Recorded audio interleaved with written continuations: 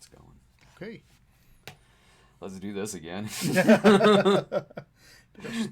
Small break from Jeff. Oh, yeah. Well, it had to be today because, I mean, we posted up the pictures of me and Doug dressed as Mario and Luigi. Yes, it's a tie-in. It's a crossover sort of thing, yeah.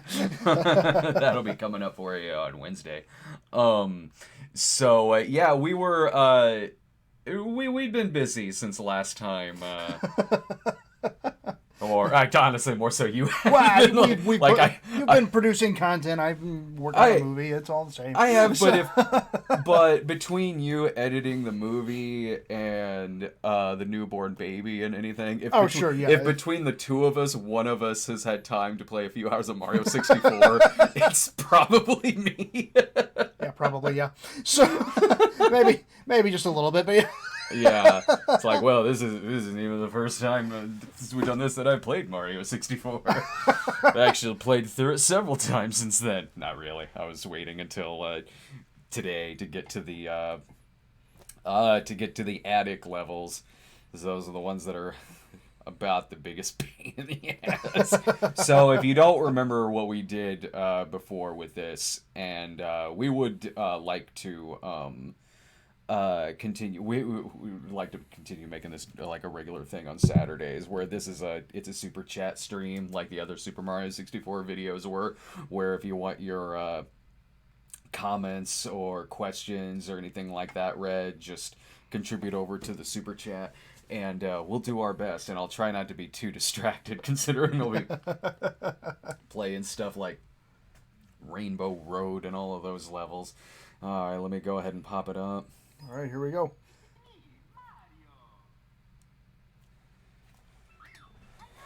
Hi. Okay, so I gotta get 17 stars left. All right. It doesn't seem like a lot, but... Got a long night planned. It should be fun. Here's what, because I do go back to this game every year. Mm-hmm. I do. It's not every year, though, that I go for the full 120 stars. Sometimes I just go for the 70. And if I'm just going for the 70, I'm not playing a lot of the attic levels. Like maybe one or two in the Rainbow Road one. Maybe one or two of the clock. Because the clock's the least hard of them, I think. Well, I mean, the one in the clouds, you really just need the 8 red coins. But 8 red coins levels can be kind of tedious.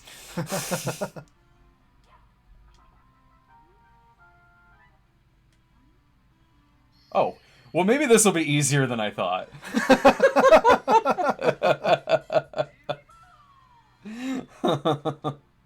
Wow, another power star. You bet I want to save.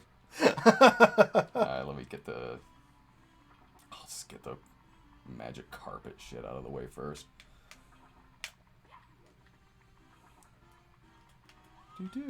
Did you ever get the full 120? No, or never. 70 no, even? I this game didn't come with the 64 when it came out. You know, you had to buy this game separately. Yeah. So I never actually owned this game. I only rented it. Oh, you never bought it? So I never bought it. No, how far did you get when you God, when you rented it? I never beat it. Yeah. You know, I never got this far. But I wonder how long it took me to beat it the first time I played it. It probably not long. I mean, I was in. I was gonna say, we're off to a great start. So far, this is going well. As I talk about how long it took me to beat it, like, I don't know, maybe it was a long time. Right. No, it wasn't that long. I mean, like, because it's not like when a Mario game or something like that. It's not like when Mario Odyssey comes out today and I can devote the next few full days to it. Sure, right. I mean, I was in junior high when this came out. Yeah. So, you know, I was... Yeah, I about the same, but what was so different was that, like, this game... Whoa. I'm good. Being a 3D game like this was so radically different from every other Mario that I had played before that it was, you know, it was hard, it was challenging. Yeah. So, like, I I think we rented it for a weekend the first time we rented it, and so like I only played so much of it, and it was it was frustrating. It was hard. I never found it hard. I took to it. The first time I played it was at Best Buy, the display they had over at Best Buy, and I honestly took to it pretty quick. Yeah. Not that I didn't find it challenging or anything like that, but like adapting to the 3D-ness of it, Yeah. and the controller as well. I never had a problem with that. I know a lot of people where they say the Nintendo 64 controller is like their least favorite or one of their least favorites. Sure, yeah.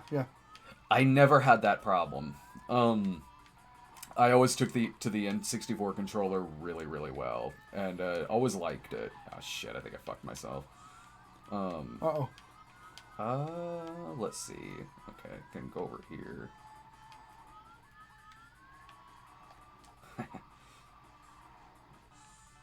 There we go. Nice. This Mario is a lot more jolly than the one that I play on Channel Awesome. So yeah, just a little more, yeah. You'll be seeing that coming up. There we go. You'll be seeing that coming up soon.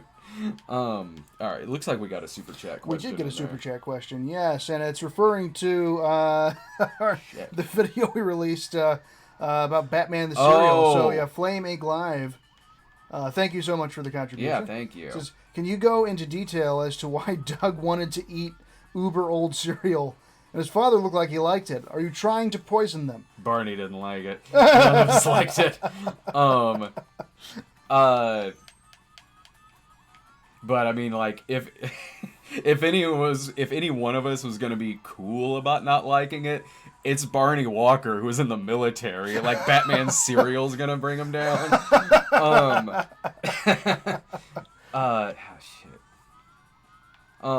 So, I mean, he wanted to try it out of curiosity, Doug. I mean, same with, me, honestly, when I did it for a show, but I mean, I was kind of curious how old cereal would taste. Because he also had it when it first came out, like I did. And when it... Oh, man. That was really cool there for a second.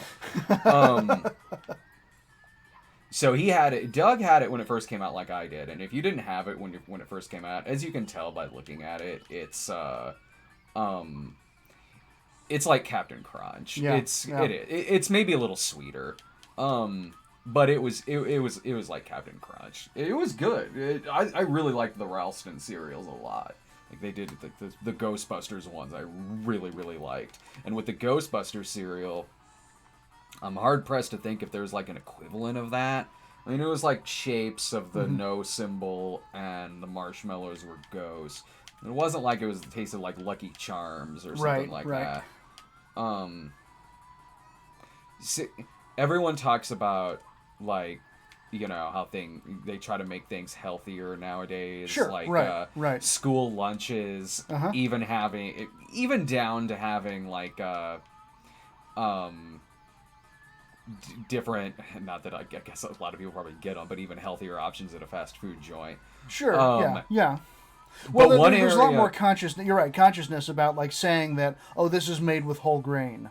Or this is made with, this, or like 30% less fat or sugar or something like that. Cereals, with cereal, it is the opposite. Yeah. Cereals have actually gotten like worse. Just marshmallows, yes, or cereals named after or made after like ice cream drumsticks, and honey buns, right, and like chicken and waffle cereal, bacon donut cereal, like. Well, it's almost like I remember when we were kids, and I think they still do this, but like they tried so hard with the marshmallowy, sugary cereals to say this is part of a complete breakfast. Yeah. And by showing, a complete breakfast is in like, a dozen eggs, a bowl of fruit and, water, orange juice, milk, and it says, it's a small part of a complete breakfast. Now they're like, screw it. It's all sugar. Yeah. It's your own responsibility. I go to like whenever I'm at the store, I'll just go through the cereal aisle just out of curiosity, just to see what's in there. And Martin Thomas from Double Toasted does the same thing. Like, he calls it like Frankenfoods. Frankenfoods, yeah, And yeah. he'll do the same thing as me. I saw him talking about it online, and then after a while, we started trading a couple of pictures of what of what we're seeing in there. Yeah. Sour Patch Kids cereal. Yeah, Sour Patch Kids. Yeah, that's the one where it's like there's just no faking it anymore. That's not. Yeah. Well, it's like, I mean, like Pop Tarts, something like that. They used to call those like breakfast pastry things. Now they're just like toaster pastries. Yeah. They're now like, this is a treat. This is a dessert. We're no longer even like questioning and saying this is like this is part of this is a breakfast plan. It's like, nope, these are snack treat things that you.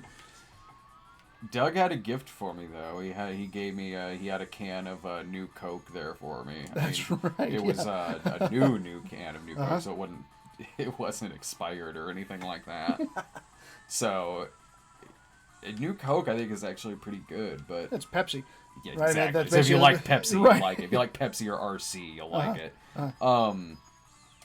And meanwhile, I give him old cereal. It's not even new Batman. The box says new Batman cereal, but I assure you it's not. Get the hell out of here.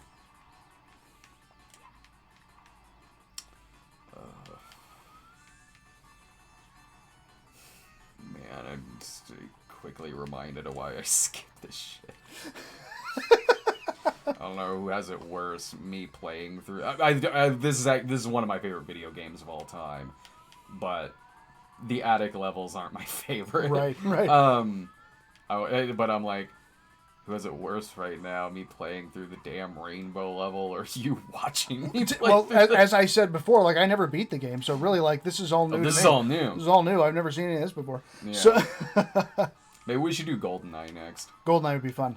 Yeah. I think yeah. my only concern about that is like, while I can beat GoldenEye, at least this is a game that I can play casually and like answer questions and things like that. Oh sure, yeah. Whereas I don't know GoldenEye, if you played it on the super hard levels, probably not.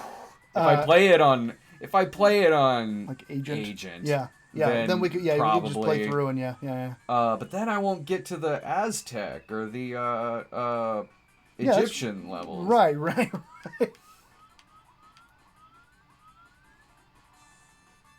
have to do just like random levels at a time. Right. Oh, this part sucks.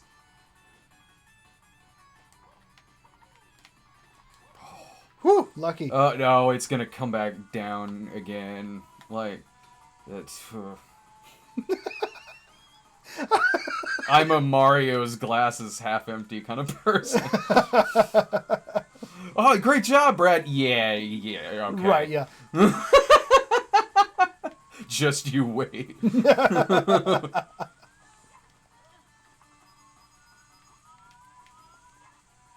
Ah.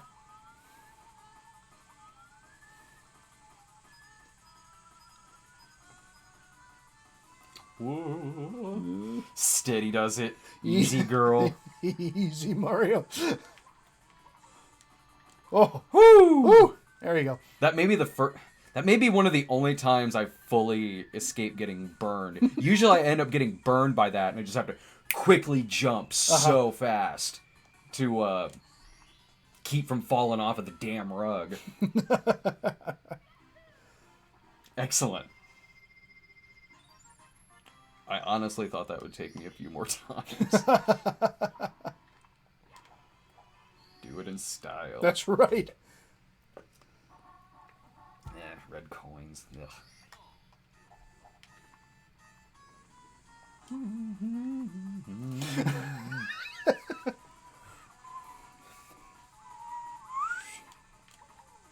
I didn't even see the red coins earlier. Where are they? They're in that like kind of maze-like structure over there. Got it. It's not. It's one. This is one of the ones which I like it when this happens. When the red coins are all kind of within the same area. Ah, okay. Yeah, the games that I had on my 64 was GoldenEye, and then I had Star Fox. Those are the ones you owned. Yeah, those are the ones that I owned. And Star then Fox I never owned. Star Wars Rogue Squadron. I had. Ooh. I had Shadows of the Empire. Shadows of the Empire was a good one. I never owned that one. Shadows of the Empire is awesome. Yeah, I never owned that one, but I love that game. I rented it. That would be a fun one for us to play. Yeah, yeah. Man, when it's the... God, one of the hardest part in that game I thought was when you're on... when you're on Tatooine, and it takes a while to get through that whole particular level. And that's the level where you fight Boba Fett at the end of it. And that Boba Fett fight was so freaking hard. That's the hard. Yeah, that's way harder than the end of the game. Yeah, the end of the game's actually kind of easy. I love the end of the game. That flying through that structure. And I love it too. Like, that's a great ending to it. Oh yeah, no, I really like that level too. But the Boba Fett one is way harder than how that game ends. Yeah, even that robot on like the freight train level is yeah. harder. No, I also like the last level of that game. Mm-hmm. Yeah, Shadows was good, and then I had episode 1 Pod Racer too, which is actually a pretty fun racing game. Yeah, that one's fine. Like I do have that one. I do have that one now. I didn't own it when it came out. Did I own it or did I rent it? I might have rented it. I don't. It's funny. It's been so long. I don't even remember. Yeah. Because my 64 died. Oh. May it rest in peace. So otherwise, I might still have it. Otherwise. Yeah. Oh, I think I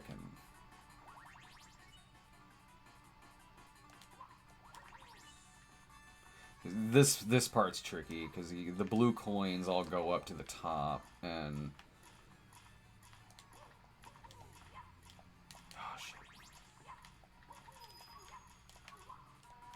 Unfortunately, you kind of, in order to get like 100 red coins, I think you need to do that pretty well. Like that, yeah. Yeah. Whoa.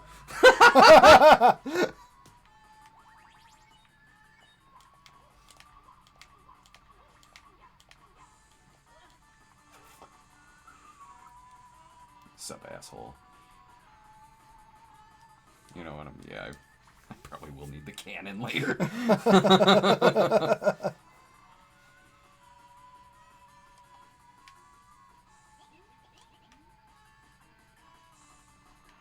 Alright, yeah, I gotta get down to that one over there.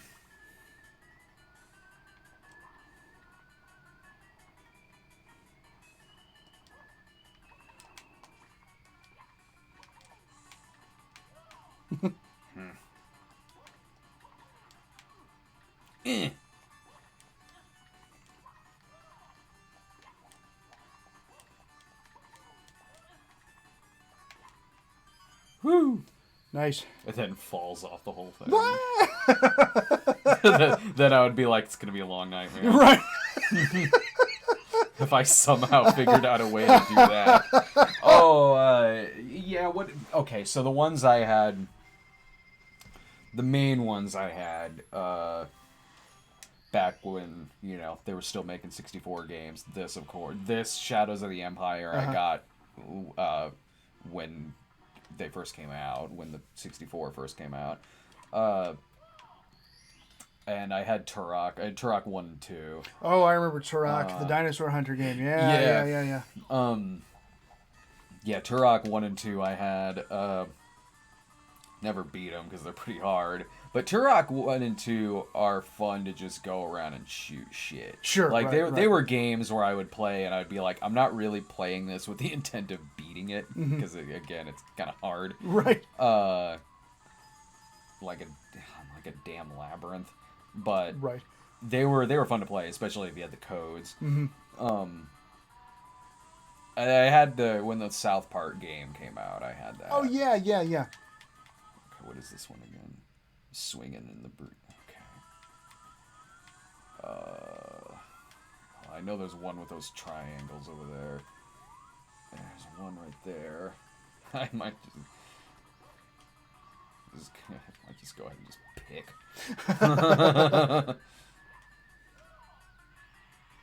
Oh, okay. Yeah, alright. I know what this means.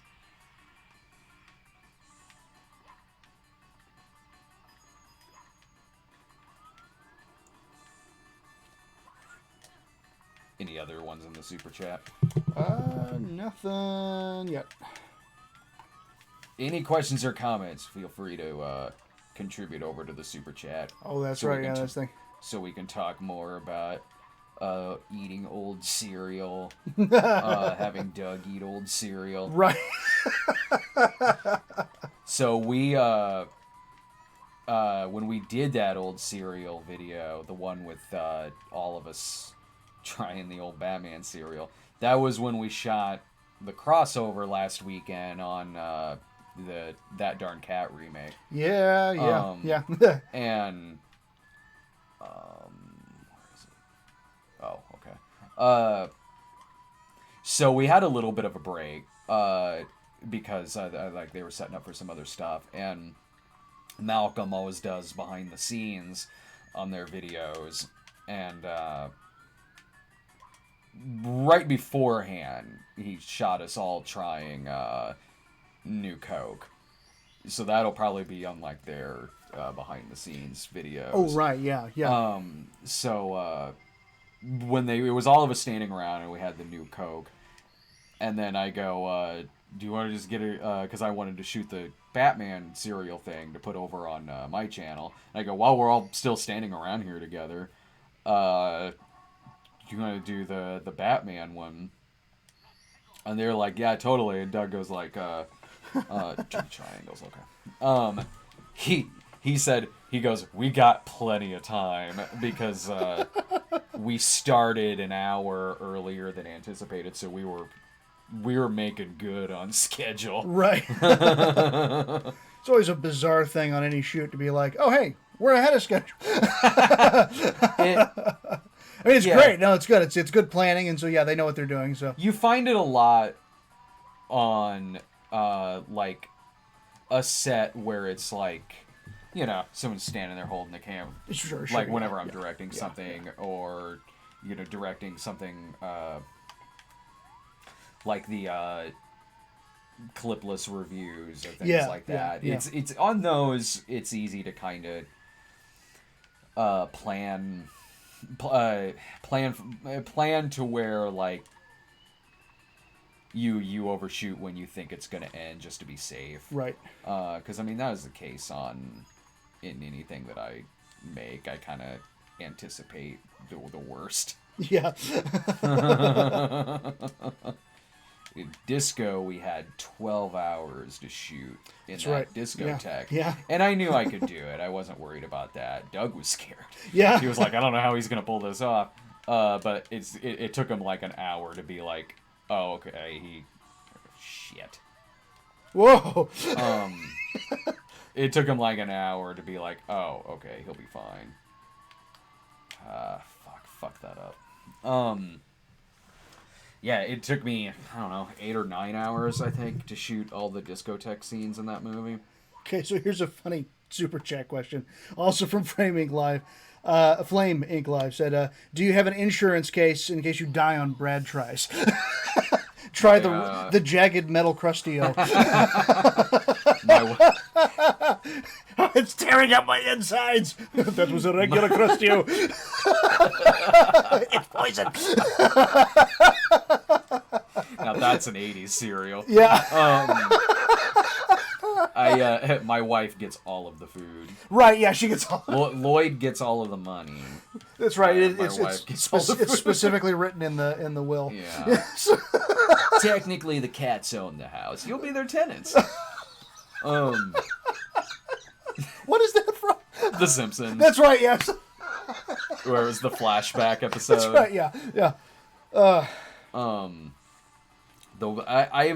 There's ones where I've gotten sick.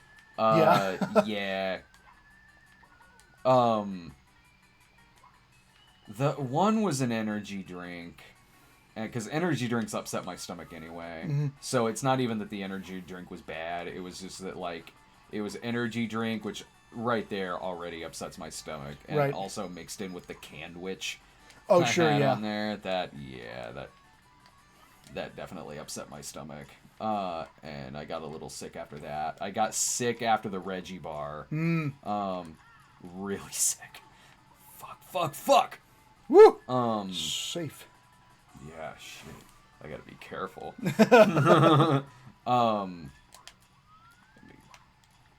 Focus on this for a second. Yeah, I'm not gonna make it. Okay, let's see. Okay, so this one's for me from Woodmancer. Thank you for the donation, Ryan. Did you enjoy reprising your role as Canoe? Very much so. Yeah. What Canoe's one of the best. I knew that was gonna happen. I was like, I was like, he's perfect casting. He can do this. He doesn't even have to see the movie, and he'll have this character down. Right. Yeah. I mean, it's always fun playing, a more zany character because there's not a whole lot of depth that I have to like build. But it's all, but having him be that kind of goofy character that goes really like dark and sinister. Yeah. Yeah, that's fun. That is fun, is what that is. So. Oh, you're nailing it with that, with the looks, with the pipe, because you can do. Here's why I knew you would be really, really good for the role. I mean, you look the part for one, sure, and also you can do 50s and 60s cheese like that. You know what I mean? Right. Yes, like that kind of like totally. Smile with the pipe and everything. Like I knew I could show you just a picture of Canoe and you would have it down. Anytime I get to act with a pipe. Yeah. Right? Yeah.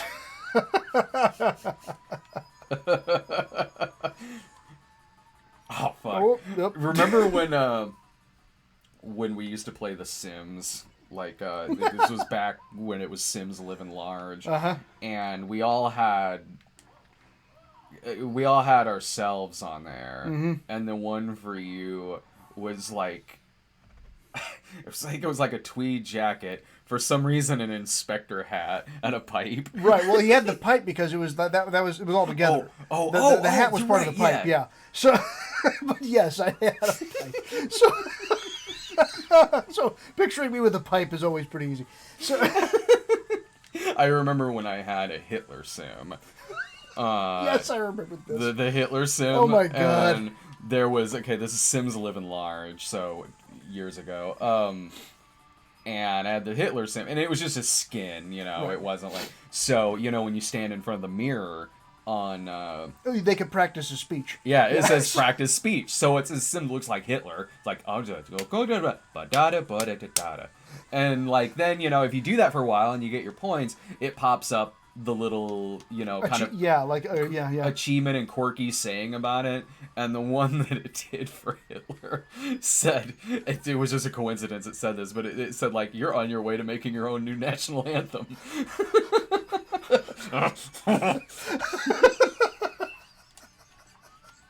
Oh man. His wife looked like Ilsa She-Wolf of the SS. Of course it did. On it. So... Yeah.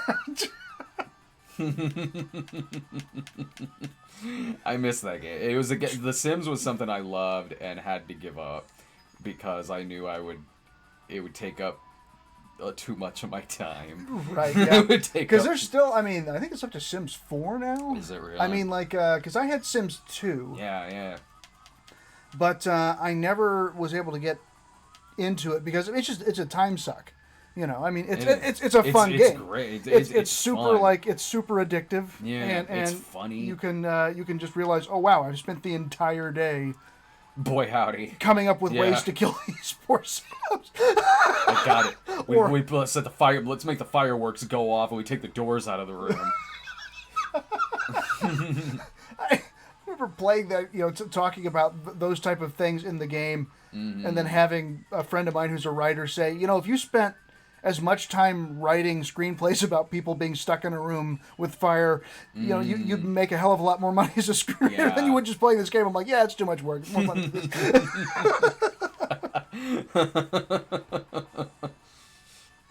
One of my favorites was always the juggling. Like when you're talking to someone or flirting with them and it says entertain. Oh, and they just pull out.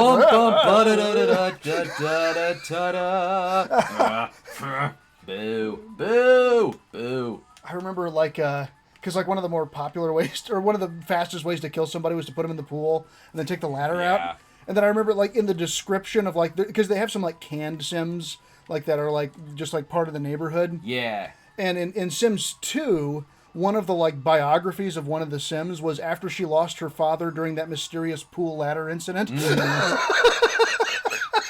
Oh, that's funny. I just love it because they're like, yeah, they know how we play the game. Oh, yeah. I think this is right.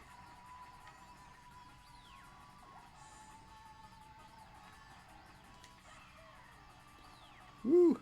Oh, whoa. Nice. All right, fuck off.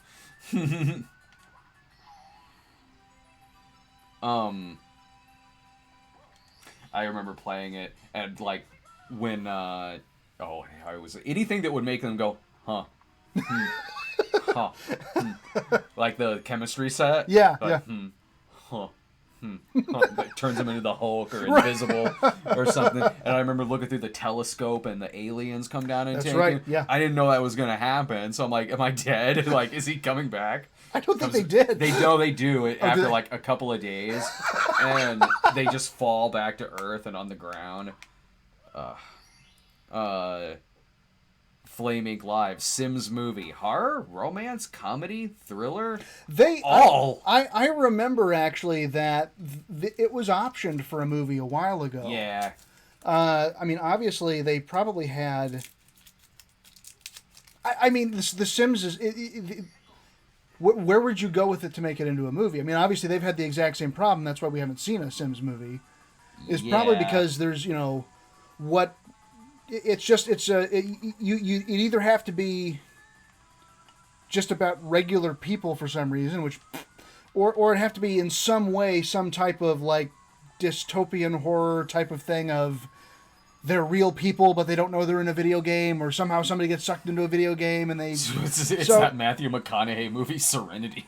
Right. So like I honestly think that's probably why they optioned that movie. I think they optioned that movie back in like I remember hearing it like in 2007 or something. Yeah. I mean, it's been forever, but there's no real anywhere to go with it because it's just a game about people living their lives. There's no way you could go. You treat it like a foreign language film. I mean, yeah, that's true. Yeah. Or someone gets sucked into the game. It'd have to be one of those, but I mean, those. There's plenty of those. There's plenty of those games, but I mean, like Jumanji did that, Exactly. and Jumanji is an actual action adventure type of movie. Whereas this would be, oh no, I've been sucked into the game, but there's just a little diamond above my head, and Oh. Woo! Swan dive off the head on nothing. Swan dive on the off the cliff. So okay, next question, Ricky Brainerd. Thank you for the contribution. Hey Brad, love your show. Any chance you will review the Barbarian Brothers? The Barbarians, starring the Barbarian Brothers. Yeah, I would do that. That's a Ruggero Deodato movie. The Barbarian Brothers did. They were wrestlers, I think, and they did some like action movies and action comedies, like in the late '80s, early '90s. One of them's this like Italian like Conan knockoff called The Barbarians, and they were twins and just muscles everywhere. There was one they did. It was like Twin Sitters, where George Lazenby was the bad guy. Oh, nice. And that was the only reason I watched it. Sure, right. One was like Double Trouble or so. Roddy McDowall was the bad guy, and it was an action movie. Nice. Like, if like the Asylum had their own version of like Double Impact with Van Damme. Nice. God.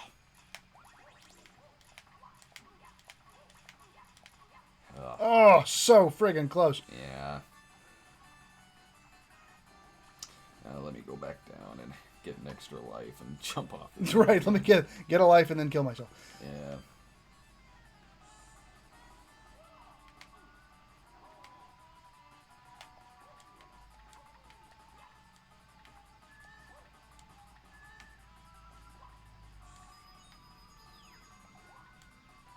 Oh, is the extra life over here? Oh, I think it is. Oops. I think I might be wrong.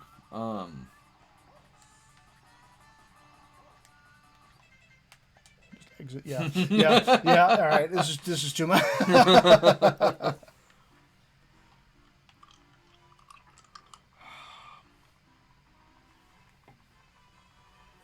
I know. Yeah, it's like I know I can exit and I can pause and exit the level, but then I gotta go all the way back upstairs.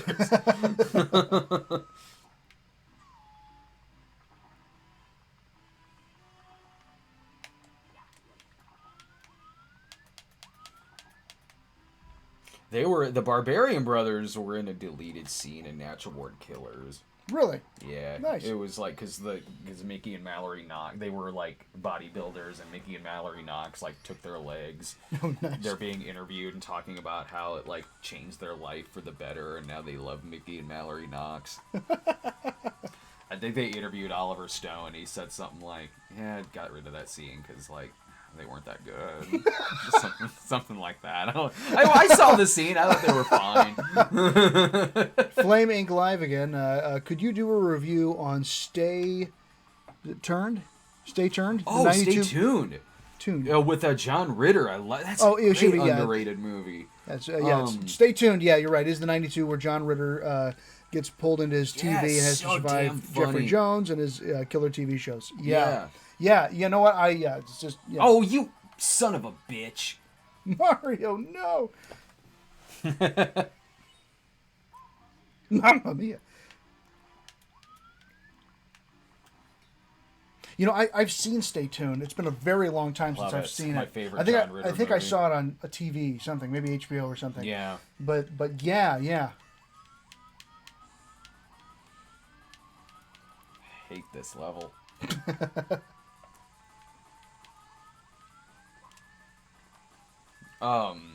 I would do like a very positive like snob episode on it. Those always are nice. Mm-hmm. You know, everybody loves cranky snob, but I think the ones where you like the movie are just as fun with it. Yeah, really fun. Yeah, I mean, I got one coming up on Monday on Tango and Cash, and Tango and Cash is awesome.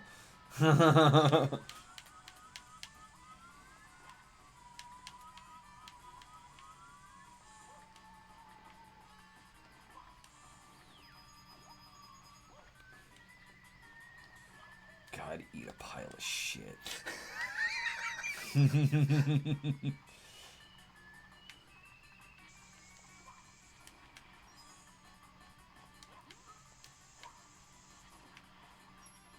Whatever. Oh no, there was that one. It was gonna do it. That's right.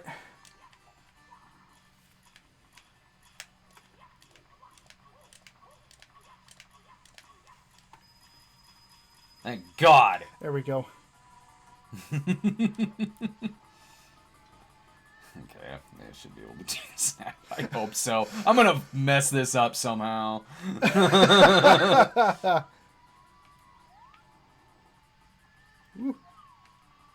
So careful. Oh.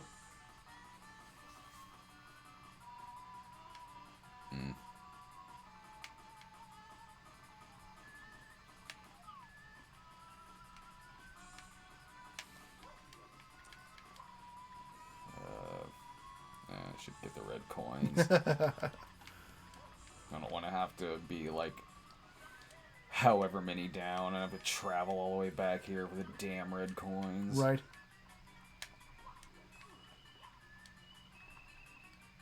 Woo.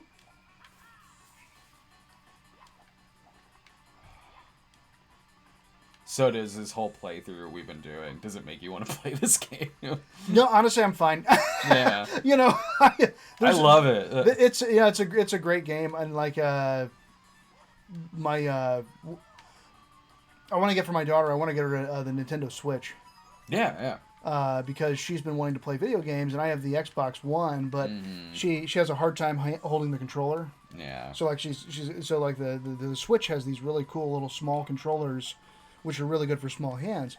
So my nieces and nephews, they each have a Switch, and so she's played it a few times. So I really want to get her that, and play more of those games with her. Because there's Mario Odyssey and some other games that Mario Odyssey's so fucking good. And so I really want her to play more of these because she's shown an interest, and I'm like, yeah, I will totally help you play video games. Yeah. You know? So it'd probably be fun to play some like Mario Maker on here. Oh yeah. Those are some insane. Oh, like I'm sitting here talking about like, oh, I hate the rainbow level. Ugh. This is world 1-1 of the first Super Mario Brothers compared to that shit. Yeah. I need to get Mario Maker sometime. Yeah. That actually would be really fun to do on here.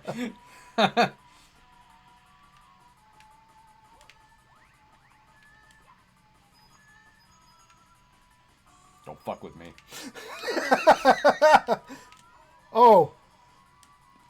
Shit. Yeah, you pissed him off. You pissed him off. Now you've done it. God damn it.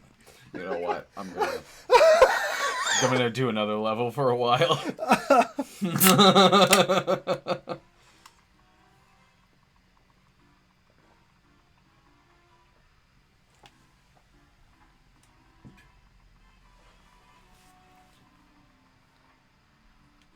This is where it reached a point in the series where lives don't matter. Right. Yeah, because you could have infinite continues, right? Or was it so many? Yeah, you do. You get infinite continues on this. You might have, or at least close to it on Mario World or Mario 3 even, maybe. Well, Mario 3 you did have to repeat some stuff. Right. I guess that's true.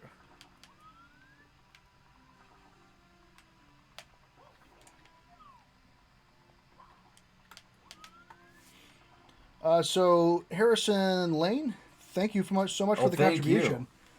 Thanks for watching with us today. Yeah. Playing with us as we just kind of relax after a busy couple weeks and just enjoy some video games. Just play Mario 64. Do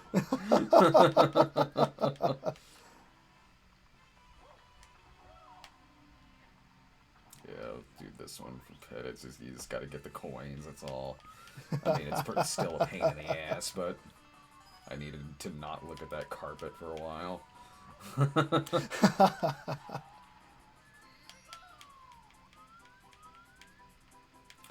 Okay.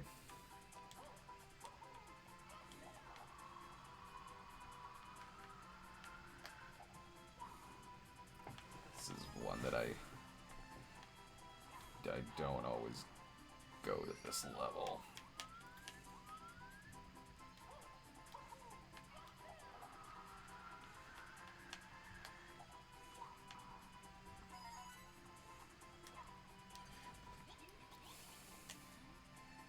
Oh, you better.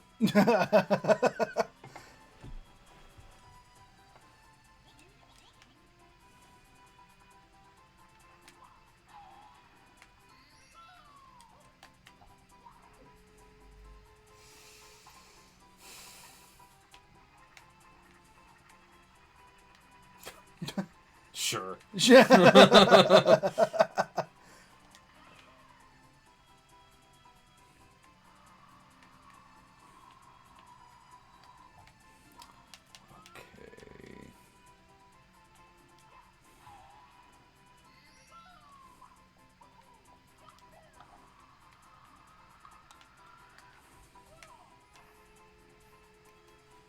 Concentrate.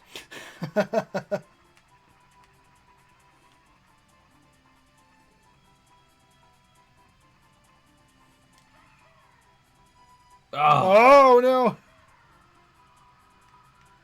Where are you going, you fool?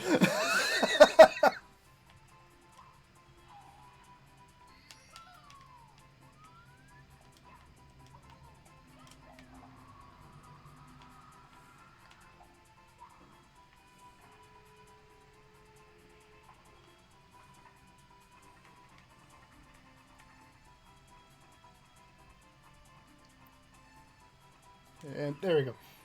Good edge. Oh! Where are the brakes?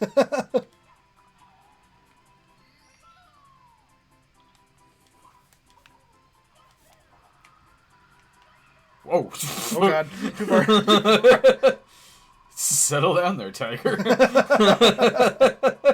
Don't be in such a hurry.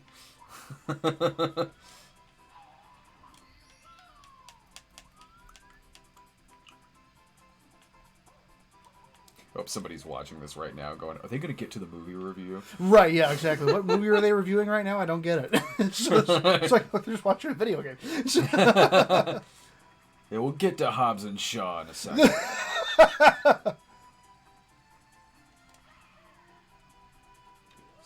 Thank you.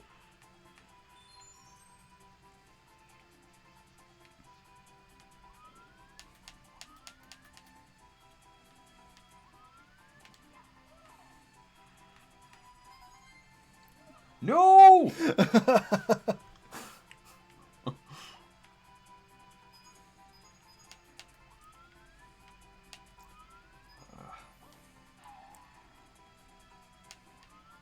Alright.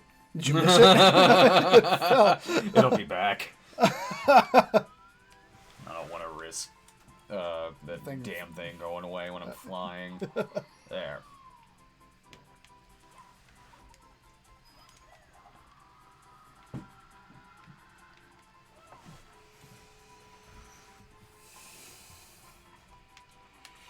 Okay, I think I can...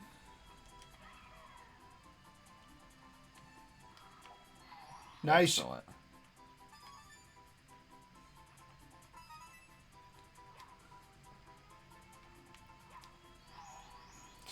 Were all these extra lives when I needed them. Right on the stupid carpet, little.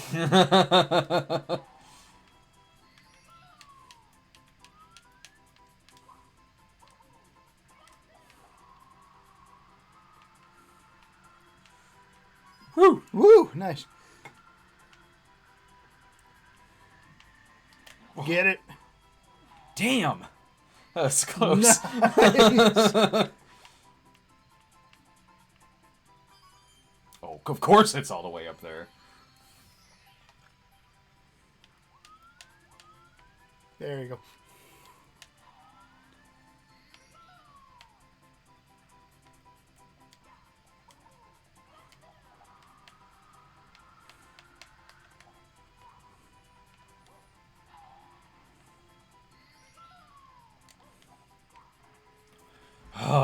You know what would be fun to do too is, I mean, Laura and I did this a little bit when we were doing our game show, but our video game show, but like the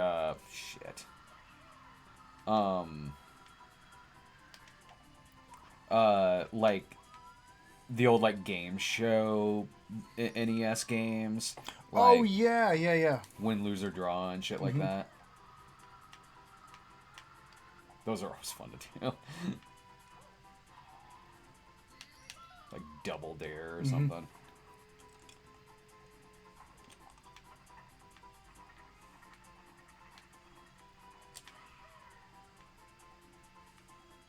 Oh. Oh. There we go. Nice.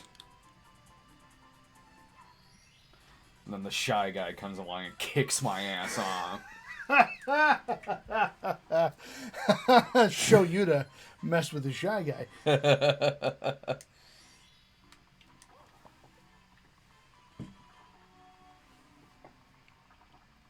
All right, back to. I hate this.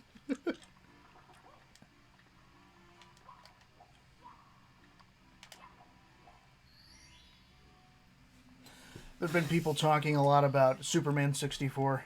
Oh, playing Superman 64? Yeah. I wanted to. I played that game. I played it when it first came out. Yeah, me too. When it first came out, I got it. I played it. Yeah, here's my story with Superman 64. Because, like, I mean, yeah, it's terrible. Right, yeah. It's really bad. But, like, so, when that game first came out, Dave and I rented it. And we were playing it throughout the night and everything. And, we knew it was bad, but we were also really high. So, I mean, it's not like we thought it was good by any stretch. But we were like, yeah, this is pretty bad. We didn't think we weren't like predicting it was gonna go down in history as one of the worst video games of all time. Right. Because like I said, we were kind of high and we were like, okay, well, this is just a bad game. I think the laugh we had, the biggest laugh we had that night is me and Dave were playing it with our buddy Mike Rudolph, and when there's that grass in there, fuck it. When there's that grass in there, we're sitting there going like, avoid the kryptonite water. It was green and looked kind of liquidy, even though it was grass. Our buddy Mike's like, that's not kryptonite water, that's grass. We were so high that like, that was the funniest thing in the world to us at the time. That's not kryptonite water, that's grass. I think that was the morning that Mike came over. I would usually make this chili cheese dip. Or maybe it was Buford. Because Buford would too. So there's this whole bowl of chili cheese dip, just a few cans of chili, block of cheese that we melt in there, and Mike Rudolph, he was Richardson in this movie that I did called Game Boys.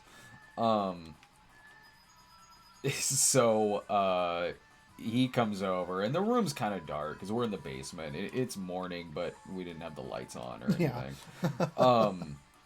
And he sees the bowl sitting there, and he goes, woo, and sticks his hand in it, and just goes, ah! And we're like, what'd you do? And he goes, what the hell was that?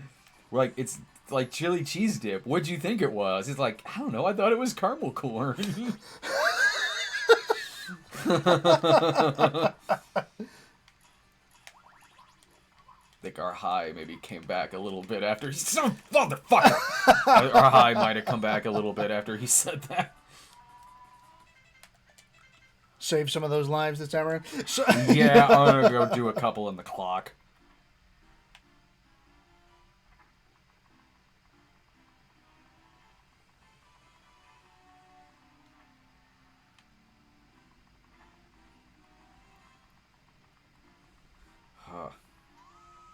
All right. The trick to the clock is timing it just right to go in there. The more that it's around there, like a left or two, the closer that it is on the right side of 12, is the slower all the gadgets in there move.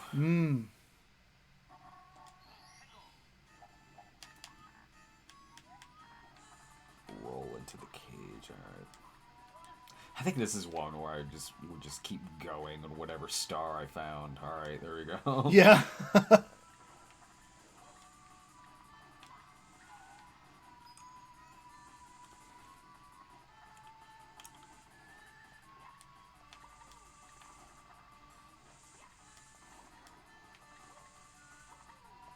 Ooh.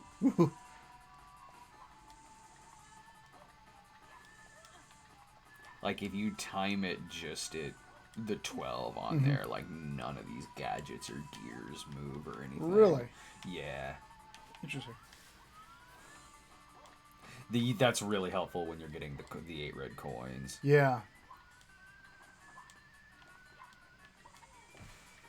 Oh, there's one. Yeah, that one you need. That one you need the, like the long hand to get to. There you go. I'll work on this for a little bit. It says I'm calmer and chiller than Aaron from Game Grumps. Oh. That's because I'm not playing that miniature golf game. Or Mario Maker. Ross!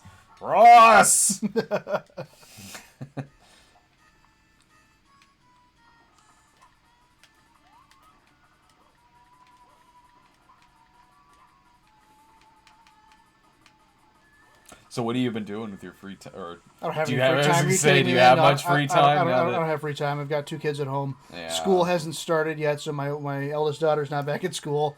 So we have to... now you don't have the excuse of I'm working on a movie. I don't. It's true. I got to be as present as possible as a dad and take her off and do stuff. And then we've got the little one who's now 2 months old. So we've had doctor's appointments and other things like that. And of course, we're still doing. We've got this distribution deal that we're going to announce once it's. Yeah, when do we make that announcement? Once we actually ink the deal. Okay. Then When's that going to be? That should be this week. Oh, perfect. Yeah. I have the paperwork. So once I ink that, we'll.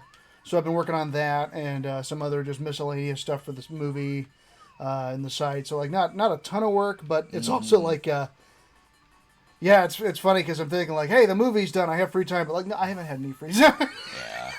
it's and me, like, I didn't edit the movie, so my time's about the same as it was before. Right. Except, being in, like, promotion mood, right? Right, exactly. Just promotions. Yeah, that's really all we've been doing is promotions and, working with tech things of people who, like, need to get the promo code or anything like that. So it's been just kind of doing that sort of stuff. So it's been nice. It's been nice to have a lot less intense work with that deadline looming over. Mm-hmm.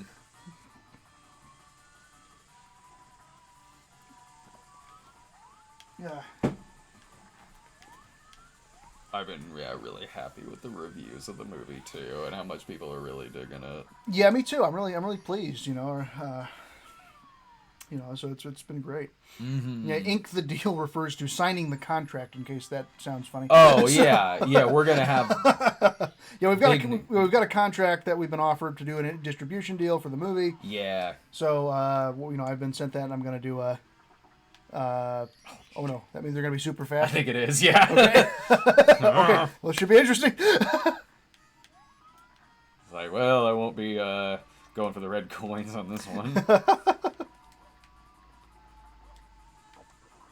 Nice. You're doing pretty good here.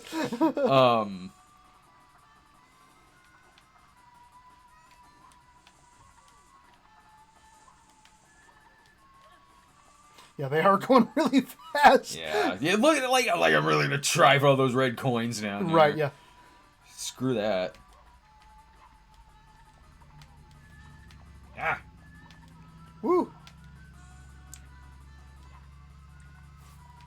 Okay, so Flame Inc. Live has challenged me to Snob versus Angry Video Game Nerd, the movie. What's the idea for me? Oh man. That would be okay. I mean, first of all, it'd be awesome to do a movie with James. It'd be fantastic to do a movie with James. I wish, like, he's one I wish we could have gotten for a cameo in another Snob movie. Right. We have a bunch in there from a bunch of people. Yeah, which has been really cool.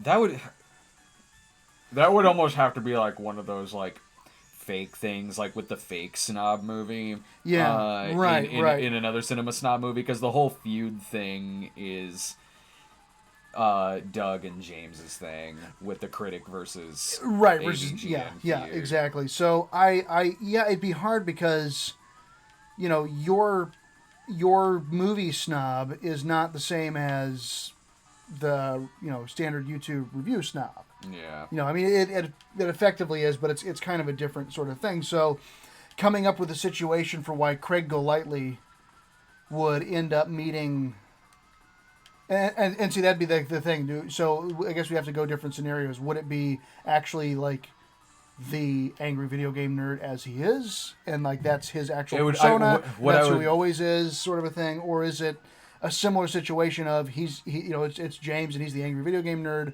but he does it as similarly just a character. Yeah. So because it's really been done. Like, yeah. Even then, kind of referencing the feud is going back a bunch of years. Right, it would almost have to be like an AVGN type character. Right. Even if it were to be James, like, like something to kind of parody both personalities. Sure, right. So we're just like shooting the breeze about it. This isn't something that somebody asked like, what's the movie pitch for that idea? So we're trying to think what could it even be. it'd have to be okay. So, I mean, other than just thinking of what the actual Angry Video Game Nerd movie was, which is the having to team up to play a specific video game. Yeah. But that was his movie. So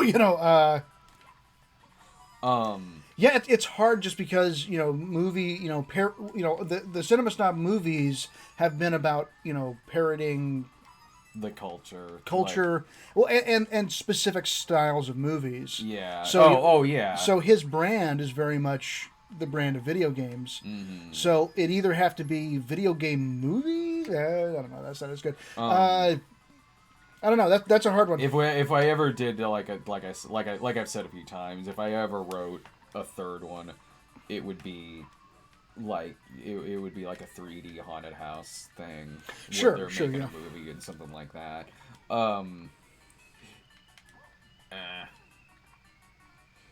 It'd be written considerably lower budget than the second movie was.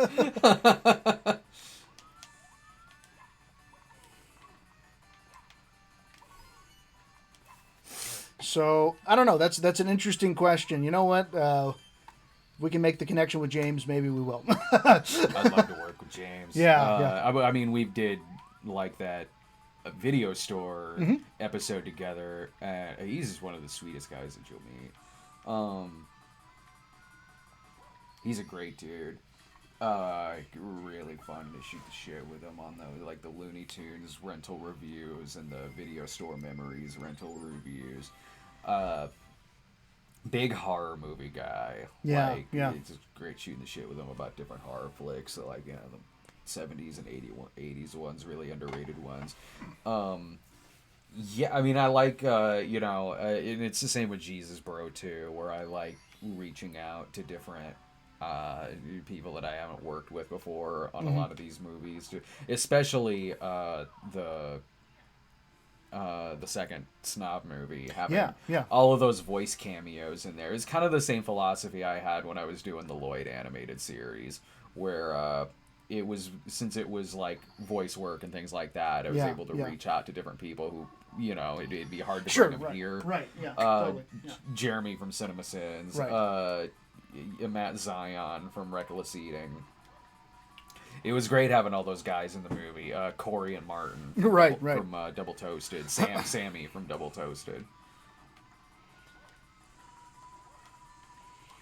And getting the rest of the Channel Awesome crew in there as well. Like we had like me, Doug, Rob, and Tamara as like a lot of the main characters, but also getting Malcolm in there for his cameo, Walter, Ayana, and Jim.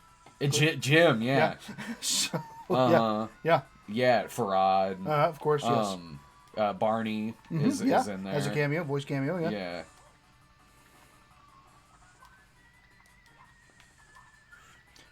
So yeah, I don't know. We'll keep thinking on your Snob versus AVGN movie, unless it's YouTube or the fake YouTube or whatever we created is making a platform change where they want to shift only to video games.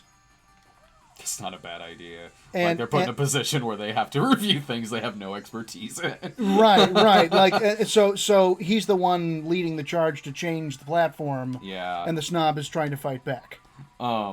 Maybe, or like or the Snob and those like him are forced to switch to try to do things that they don't know how to do, and then they have to find a way to get to him and convince him that the format can stay, or there's room for both or something. I don't think that's a great idea, but it's the closest thing I can come up with on the spot. You remember Sega Kid, old Super Chat, Screw Attack show? I think he's in like when Doug and James are fighting in a video years ago, way before I was even on Channel Awesome. Sega Kid was like, this is actually really clever. It was like a, I don't know what he's doing now, but it was like a Captain N type thing, but like Sega Genesis, live action. Yeah. Never met the guy, but I thought that was kind of a clever show. Fall on something. There we go. Oh, is he falling? No! Damn it. Well.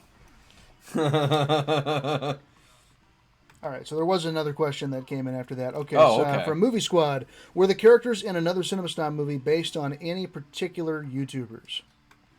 I mean, I'd say style of YouTubers more than they are actual. Style, yeah. And there's certain things about some certain characters that are drawn from certain people. But no one as a whole, really. Alright, you can catch this. Because the second movie plays into a lot of, themes about narcissism and internet ego and kind of feeling like the character is a little untouchable in a way when they make that movie at the beginning of it. Right. And I've certainly met, working in YouTube for a long time, I've certainly met my fair share of of some people with ego. But, right. So yeah, there's themes that that maybe come from certain people, sure, but not.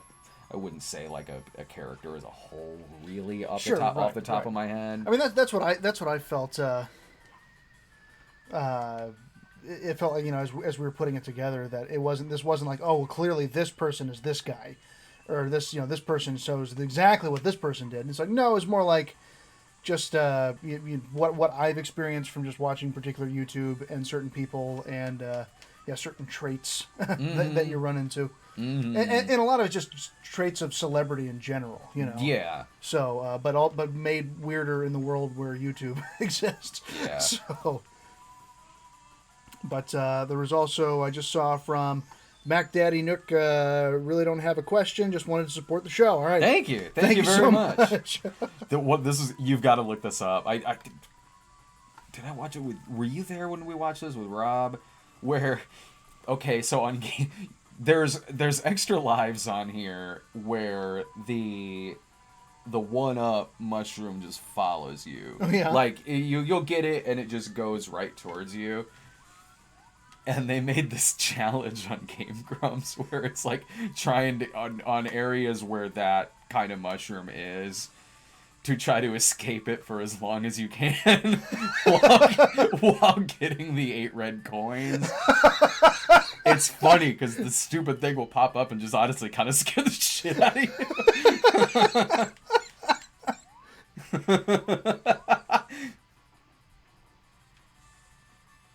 Okay, there maybe? Is that where I'm going? Oh, there's bound to be a cool thing over there somewhere anyway.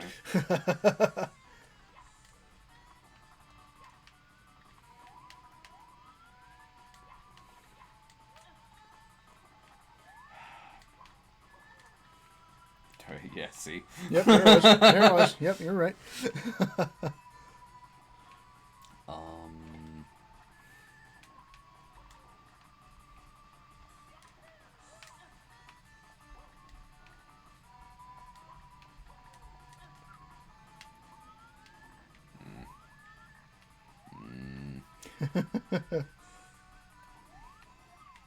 All right, so Flame Ink Live said, Snob reviews Serbian film for the Pornhub video. Oh, on Pornhub? Oh. Maybe, actually. That's not a bad idea. Yeah? I mean, unfortunately, I'd have to watch that damn movie again. But, yeah, I wouldn't do that on YouTube.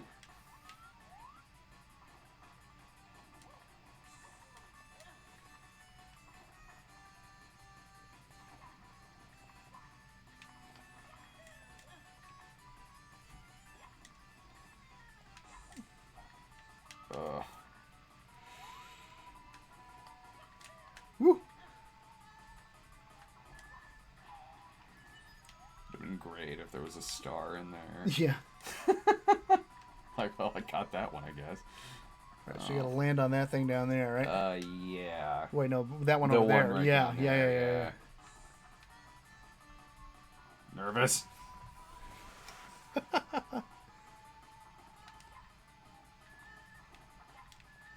Ha ha. Ugh. Woo. So Mikhail Mansbridge says, to the Rainbow Cruise. Ghost Oh, of there. Yeah, I guess I do still have that one left, don't I? Yep, you do. Okay, I gotta get like 100 of those damn coins in here still. To find where that stupid thing is. Okay. I don't like clocks anymore. That's why you got rid of them all here in the house, Yeah. So, nobody knows what time it is in here. Dude, if this castle went digital, the princess wouldn't be having this problem. That's true.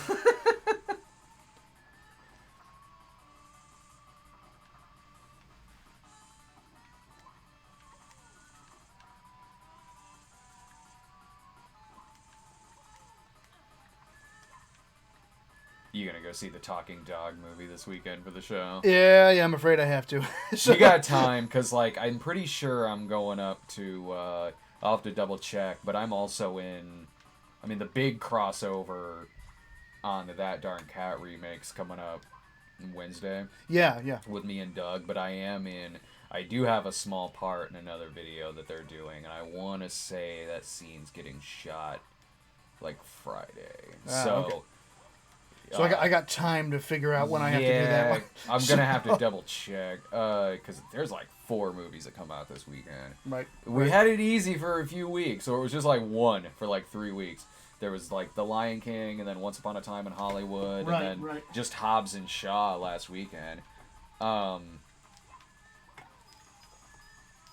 yeah, there's like 4 that come out this weekend. I think it's like Dora, The Kitchen. Yeah. That dog movie. What is it? Racing or The Art of Racing in the Rain. The Art of Racing in the Rain. Oh boy. Why does the Talking Dog movie have a pretentious title? I know.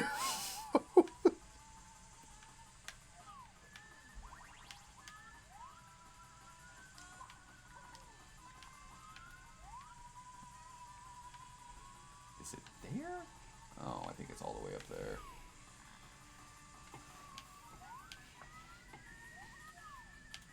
You looking it up? Yeah. It's not a... The dog movie or just everything that's coming out? The dog movie. Ah! There it is. I will say this about the trailer. At least they cast the dog well. It's a good dog movie. Like, Isn't it movie. It's Kevin Costner, It's Kevin right? Costner. So yeah, that voice looks like it's coming out of that dog. Right. All right, what do we got here? Not like stupid, wisecracky Josh Gad voice. Oh, God. I wish my bed was bacon. I don't. That sounds like a mess. Wake up with a grease rash every morning.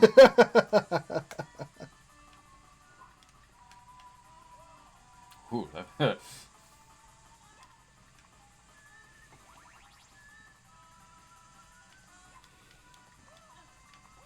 I mean, it's got some pretty, it's got some names in it. It does. I like Milo Ventimiglia a lot. Right.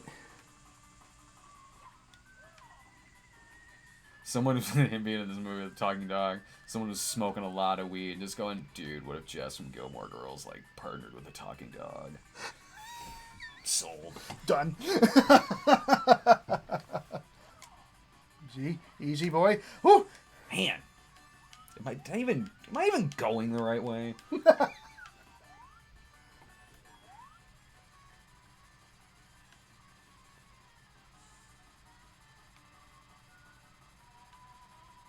Gotta get all the way there. Whatever. Yeah.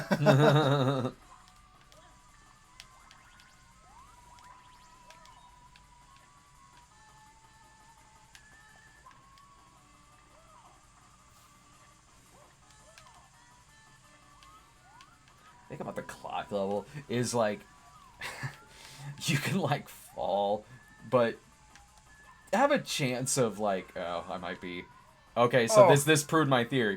You can fall and you might still land on something. You'll take a lot of damage, but you could land on something. That damn Rainbow Bridge level. Rainbow Bridge. That damn Rainbow Road level, whatever. You like shot. See, well, sometimes you get that. And sometimes you don't. So.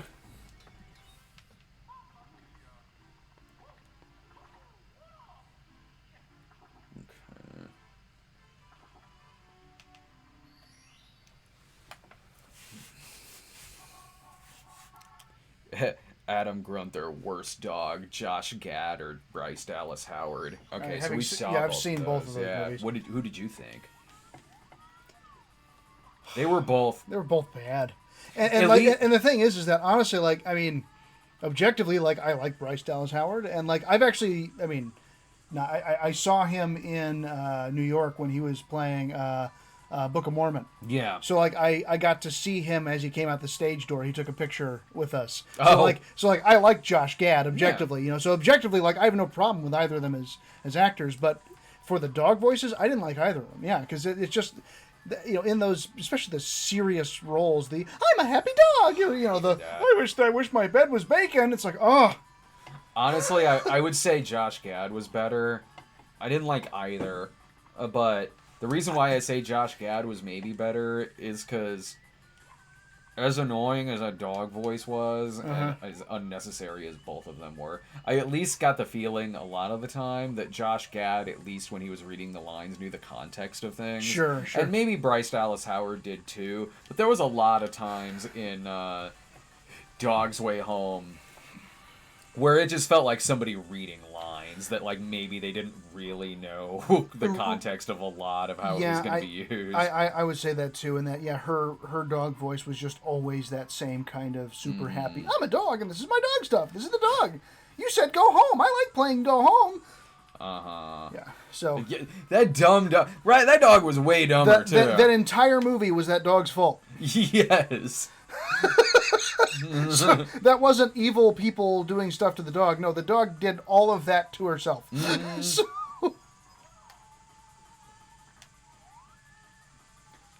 Drunken Buddha said, they are releasing Apocalypse Now in theaters. Is it playing in Springfield? Oh, I saw that, where they're calling it like the final cut or something like that. Yeah, I don't think I've seen it here. Have you? I mean, no. I haven't. No, okay. I didn't even know if it... God damn it!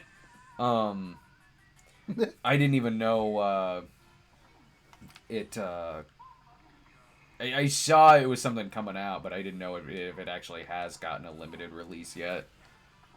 Okay, so Christopher Ayers has asked, either of you guys watched The Boys yet?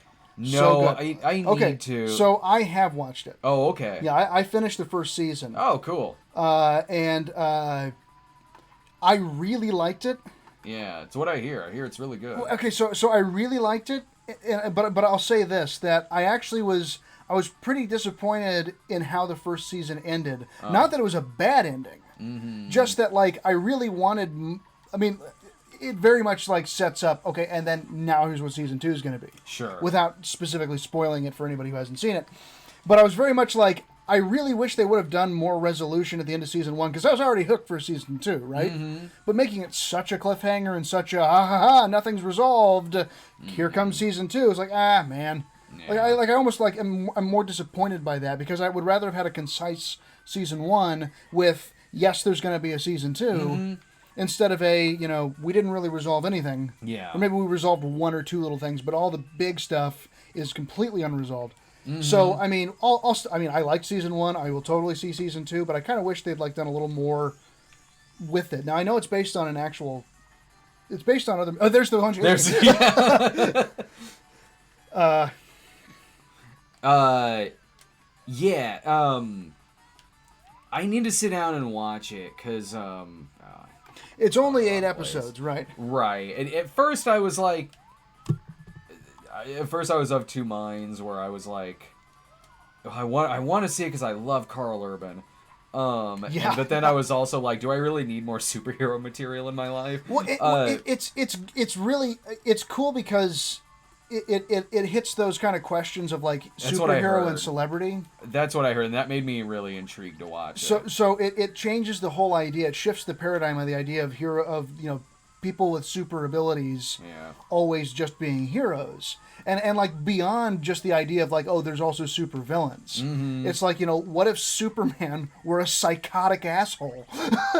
Sure. Who Brightburn is an adult. Right.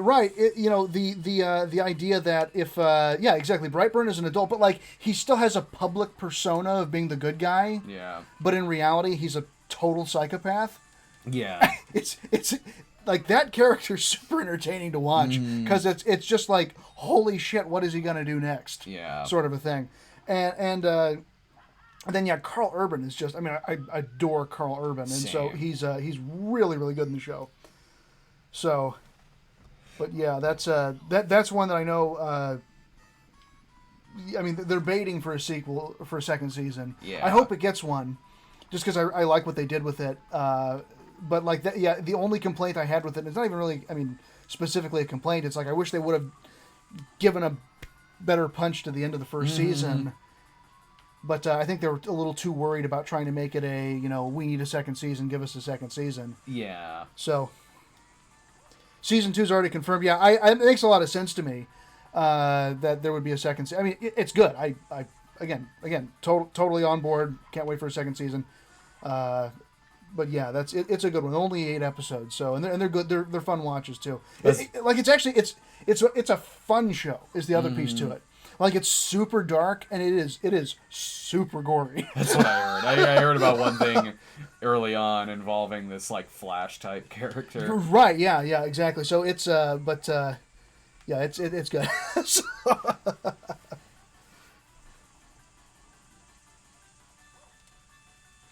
Ooh, looked like you jumped right through that. Right? Yeah. I was thinking the same thing.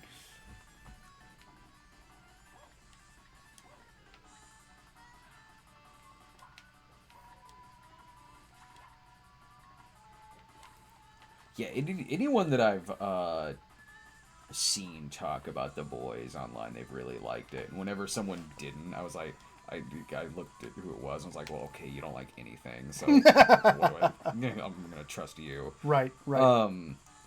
It sucks though when something has like a like a cliffhanger at the end of a season 1. And it doesn't get picked up for season 2. I've seen that before. There was a show that I watched a few years ago that was called, like, The Family or something like that. It was like Joan Allen was running for governor, and years prior, her son had been kidnapped. And then he turns back up again, but it might not actually be her son. Mm-hmm. And the person who was accused of it was Andrew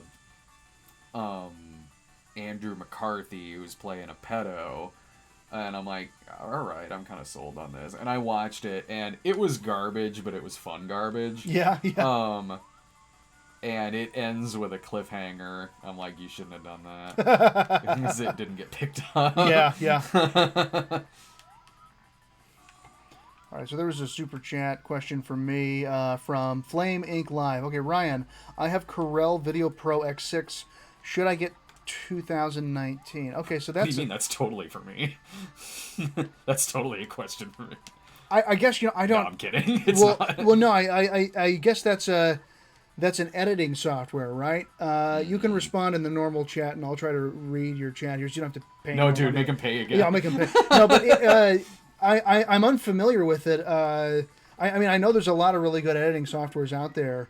I personally use the Adobe line Premiere. Oh! Hey, you didn't die. I use Premiere. Premiere Pro is what I use on everything. I also and I like Premiere a lot. Yeah, it is an editing program. Okay. I guess it comes down to a question of cost and like what you're using and if you're familiar with using it.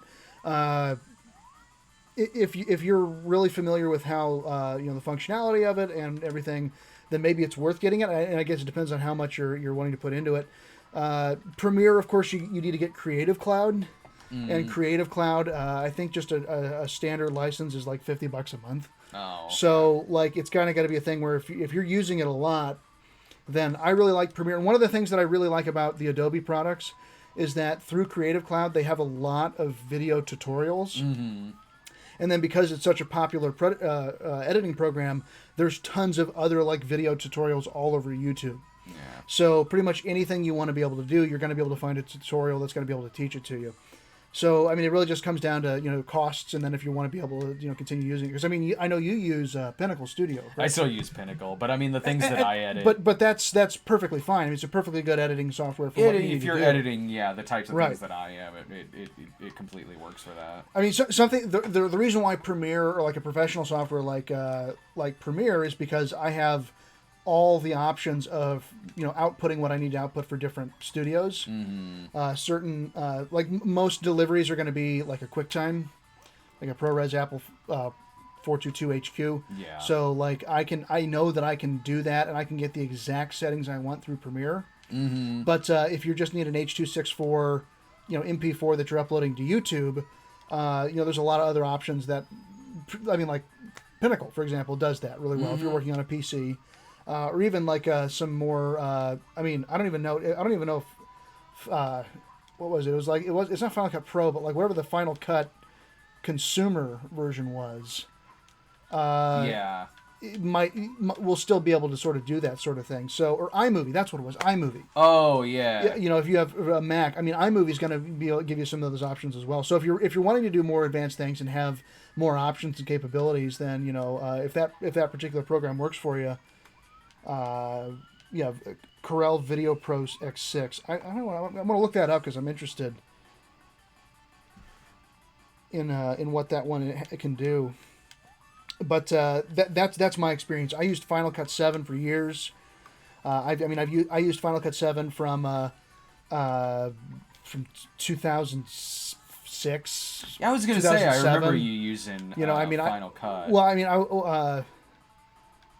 it's the 2016 version. Yeah. I beta tested the program with the Apple engineers at Dean Devlin's company. Oh, so right I mean, on. I was there when the editors for Dean's company were there. I helped coordinate setting in the Apple engineers to come in and work. So that was there. Somebody mentioned Avid. Avid is the industry standard. Like I learned on Avid. I know Avid, but I prefer to use Premiere just because I like the Adobe suite better. Yeah. Another free one, I mean, if you're wanting to look at professional editing softwares that are even free, if you have a pretty decent system, DaVinci Resolve is a free program. And DaVinci Resolve is a program that it has a pay option if you're going to get more advanced. But if you want to do simple editing and also color correction, I mean, we use the free version of DaVinci Resolve to color correct the movie. I remember using Avid back when I was in multimedia in that vocational course. Yeah, sure. Well, and that's the thing is that I in high school. I used Avid in college, and I've trained on Avid. And again, if you want to cut for, a studio, or if you want to cut for like a network like Fox or ABC or something like that, they're cutting on Avid. Yeah, they just are. Avid's the top industry standard one. Mm-hmm. I like Avid a lot. I know how to use it, but I'll tell you, as an editor, using Avid's like using a scalpel. Yeah, you know exactly what you're doing as you're making these cuts. It is an extremely precise, extremely powerful editing software. But just because of the ease of use, Final Cut was so much easier to use, and now so is Premiere Pro. Yeah. That for our movies and stuff, I absolutely use Premiere for all those Lifetime movies that we do, and then the Christmas movies. Yeah. Like a lot of those we're still using. I like that joke. It's spelled backwards as diva. Yeah, it's good. Yeah, exactly. I mean, Matt C. I'm reading a couple of your things here. Yeah, you're right. I like Premiere. I like what Adobe's done. I mean, Adobe had a lot of problems, but I think they've fixed a lot of those things because people are using it so much more. I definitely like the Adobe line of products. Also because I do a lot of the effects work through After Effects. Yeah. So that's all Adobe systems. Some of the sound work I do in, I think it's Audition is I'm going to do some of there. So I like it. Anyway, that's my thoughts on particular editing systems. The Avid also, by the way, is crazy expensive. Is it? So it's it's. I mean, you want to be a professional editor, learn how to use Resolve. I mean, there you go. But I mean, like at the same time, every job I've done has nobody's ever asked me to work on Avid. What made you get into editing? I honestly, Yeah. that's what they needed. That's common. I hear that a lot. That's what they needed. Like the studios and stuff that I was working for, specifically at the time, the Asylum. Yeah. Like I pitched myself as somebody who could shoot behind the scenes. Yeah. And they said, well, that's great. That's good to know, but we don't need anybody to do behind the scenes right now. Can you edit? Yeah. And I was like, well, yeah, I can. I mean, because I edited a whole bunch of stuff for years. That's of our incredibly own. common. That whatever someone's profession isn't necessarily what they went to. Right. What their main thing in school was. Right. Yeah. In school, I studied screenwriting and producing. So Yeah. Yeah. Yeah. But I mean, because the producing you still. Oh sure. Yeah. Yeah. No, I definitely still use producing, but to do so much editing work, that's just. And the thing is I think that. Having done so much like what you do in the just handling the entire project on your own, Yeah. Editing is the one where you really get the chance to really make the movie its best. So I've always really liked editing. I like editing a lot. So I enjoyed it, and that's why I had a pretty good knack for it, was to be able to It's all not the work that I've done. So editing is maybe not my favorite part of the Snob episode process, but like for the movies that I've done. Totally it is.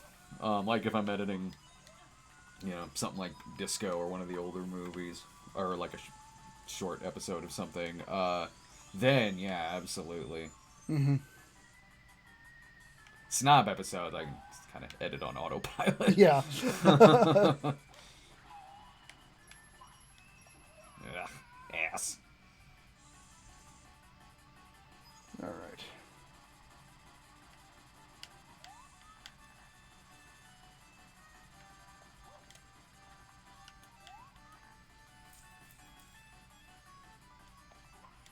All right, so let's see here. Yeah, I can see that. I mean, again, other you're saying you pay for Corel once and then you own it. I totally get that. Like I totally get that. So. Oh, boy, did I fuck that up. Let's see here. So Jessica narrates. Thank you for the contribution. Hey, Brad, why are you moving to Chicago? Oh, you know what? Like, it's something that I've been wanting to do for a long time. Between all the work that I already do, I go up to Chicago a lot anyway. So my wife and I, yeah, we've been wanting to do it for a while. Between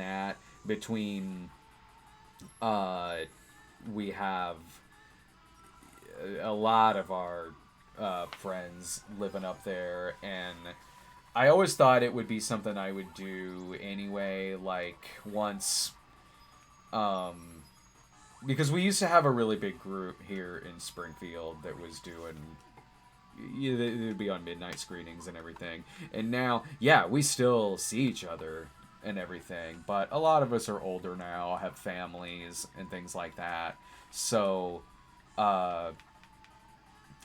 it'd be great, being up there with a very large friend circle that we have up there, that we all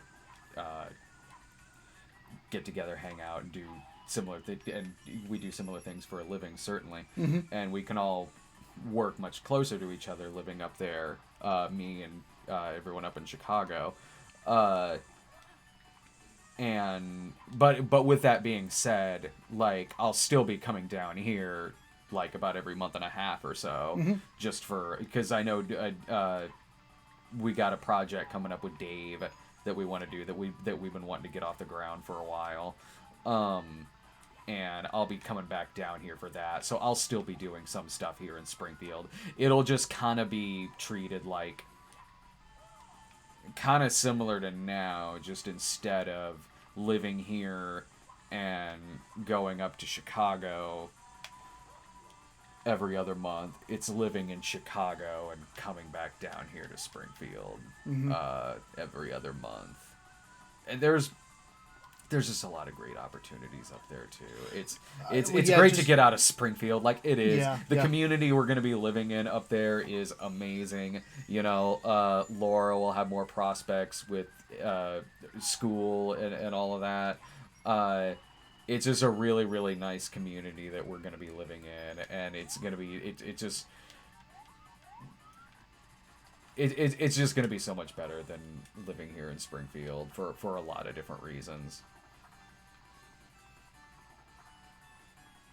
Springfield is it's great when you're younger, kinda, meaning if you're a partier, Springfield's fantastic for that because Springfield's a huge drinking town. Also, cost of living is really low in Springfield, so Springfield right. has it definitely has its benefits. Uh-huh. I mean, that's why I moved back. Is my family's from here, my wife's Yeah. family's from here, so yeah, we have a lot of support for the kids. Mm-hmm. So, but now I'm gonna be spending at least a couple days a week, or coming up to Chicago to work with you guys. Oh So- yeah. I mean, living in LA, are you kind of used to a commute like that? Yeah, it's funny because it's about a 3-hour drive up to Chicago. I mean, I'm not going to commute every day at first. Yeah. But yeah, I'm going to be coming up, like I said, at least a couple times, at least once a week, possibly a couple days a week. Yeah. But like if I were working down at like the Fox Studios or something like that, or from where I was living, yeah, it would be like a 2.5-hour drive Yeah. one way, and then possibly more coming back because it'd be traffic. So like, you say like, oh my God, driving all the way to Chicago. It's like, yeah, actually it's not as bad as you might think. Like if I really You're used to it. if yeah. I'm used to that sort of, that kind of, windshield time is what I always called it. So, For me, I was talking to you about this on the phone the other day. For me, the drive back from Chicago is always worse. 'Cause, like, I'm usually tired by then, or it's the end of a weekend, and we'd be working on a lot of different things. It's that couple hours between Chicago and Bloomington that right. are kind of the hardest. And I'm always like, I just want to get home. Right.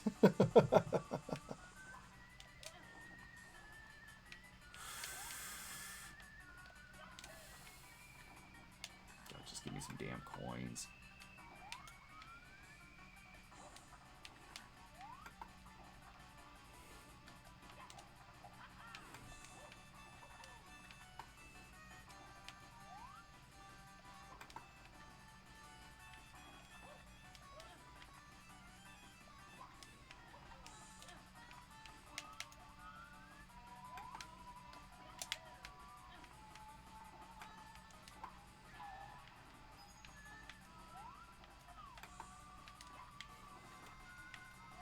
Let's see. No.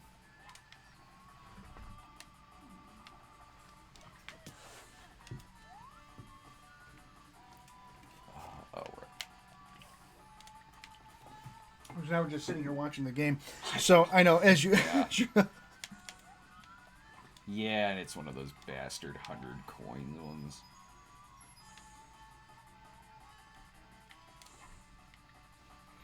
Okay, so here's a question. Here's from Jessica Narrates again.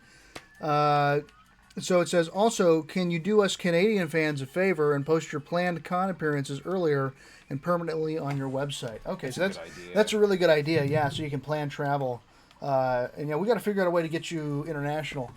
Because there's a lot of good... I gotta get a passport. You got to get a first. passport, yeah. So there's... I know there's a lot of great cons up in Canada. Yeah. I've been up to Canada, not for cons, but for work. I've traveled up there a couple times. And, Mm-hmm. I love it up there. So you love Canada too. So man. Yeah. I've got Wizard World Chicago coming up here in a couple of weeks. I forget what the exact dates are. It's like mid-late August. Mm-hmm. But if you go to wizardworld.com, it'll tell you. Can I? There we go.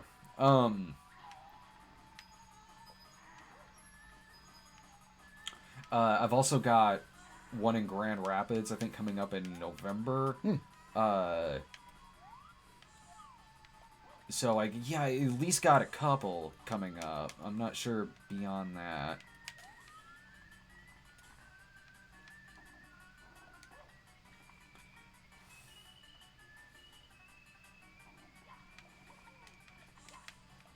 Whew, made it. Get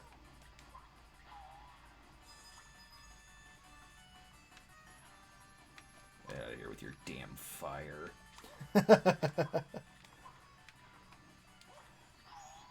Oh, thanks.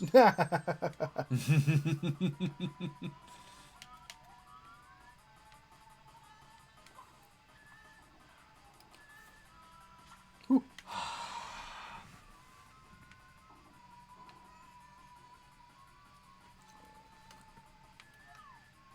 Find somewhere to jump. Right. I gotta get down to where all those 8 red coins are. Right. But I gotta choose my jumps wisely.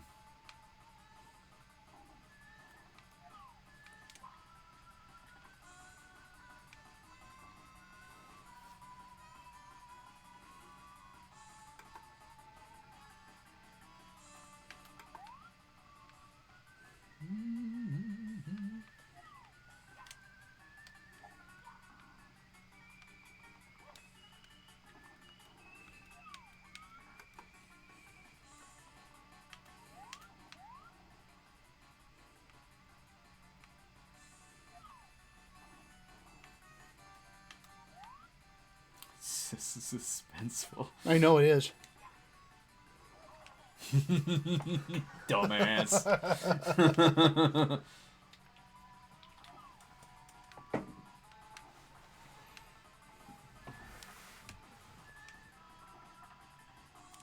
Alright, Yeah. let's see. Where am I going here? Where's the... Oh, there's the coins. Yeah, they're all the way down there. Yeah. Ah, the hell out of here.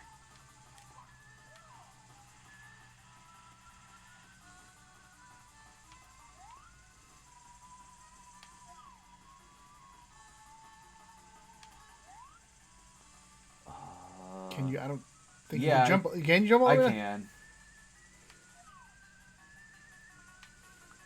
Oops. There we Ooh, go. nice. Yeah. And here I should be able to just...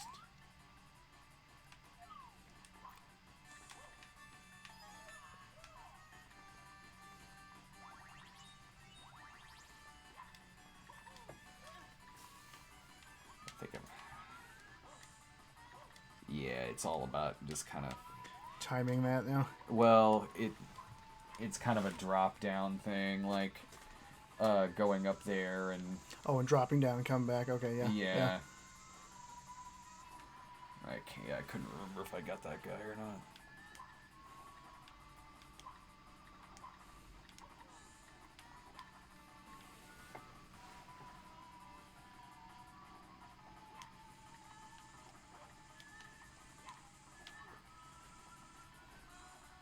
I should have probably just saved some down there.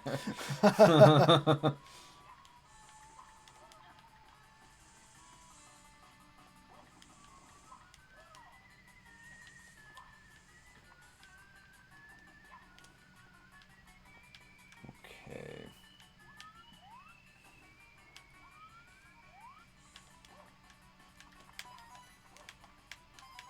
Nice. All right, there's 2.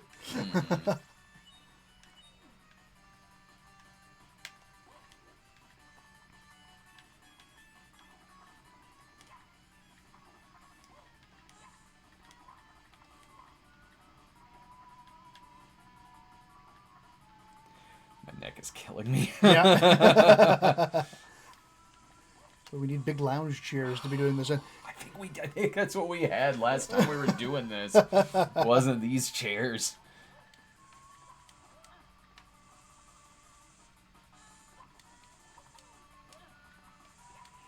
All right.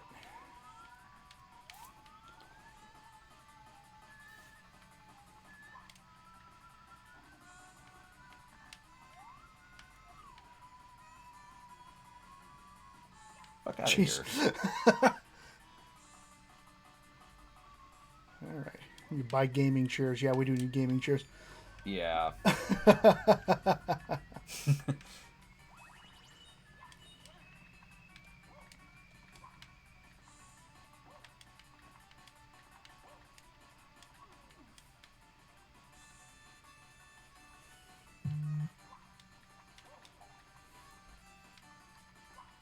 No, no. Yeah, I don't know if I'll be able to get it from there.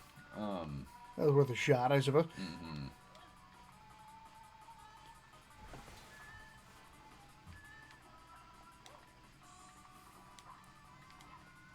Try this again, and there might be like a few more around the top. Yeah. Maybe I should just try that. You just need 3 more, right? Well, 1, 2. that's 4 right there. Yeah. But it's all about just getting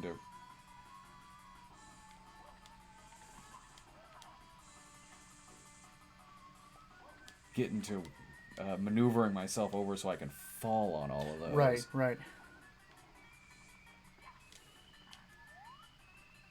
Yeah. It's like you got to land on that and then jump that way, right? Uh-huh.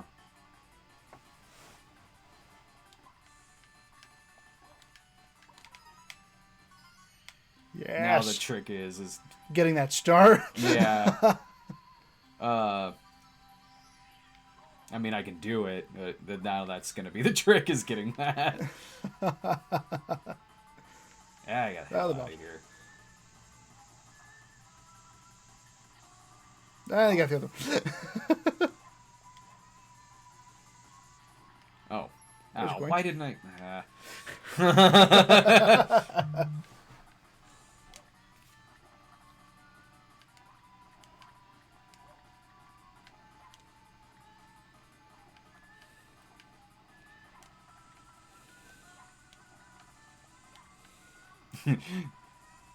Is she like...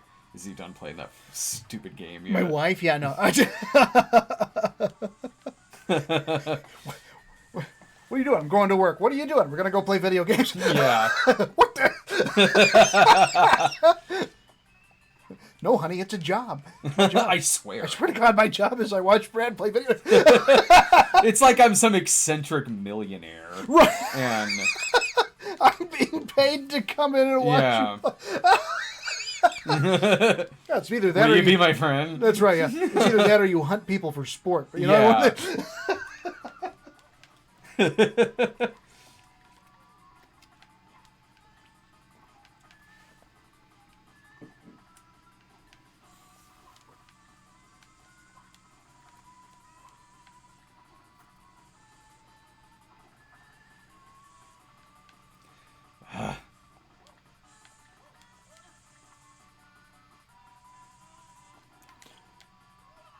Oops. Let's try the rainbow again. I don't even care anymore. Oh my God. No, don't worry. We'll make the Koopa thing its own video. So really, I just got to get these two.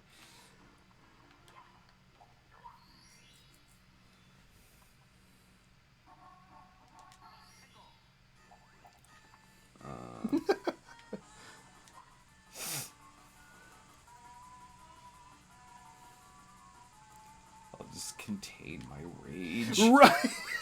That's right. They're saying, oh, you handled that rather well. It's like no point in getting upset. Right.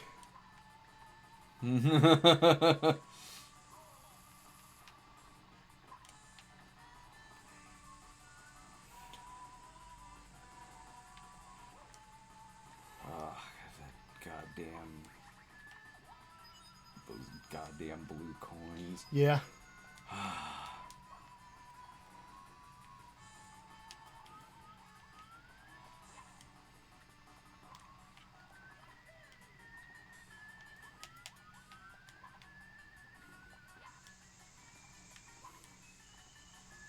Run.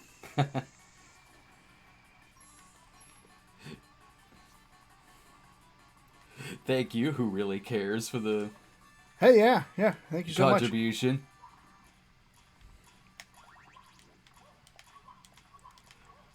What was his question? Who really cares? Okay, well that was probably enough. I didn't get all of the blue ones, but I got some of them. Right.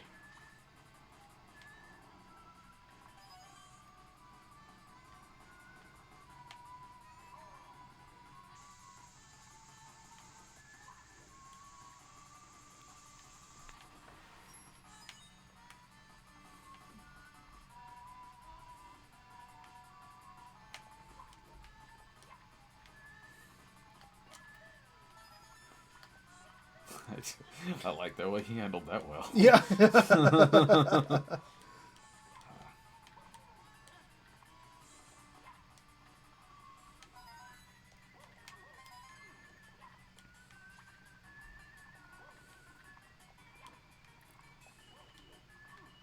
there.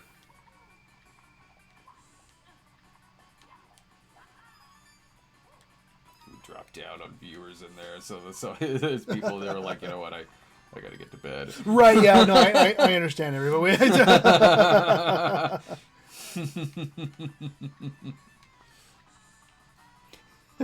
Pointing out that, like, all these other gamer YouTubers would be so pissed right now. Oh, yeah. It's like, no, this is keeping it cool. This is about having fun. Oh, if that shit happened like an hour and a half ago, True, yeah. I'd have thrown my can into the damn screen. Now I'm like, par for the course.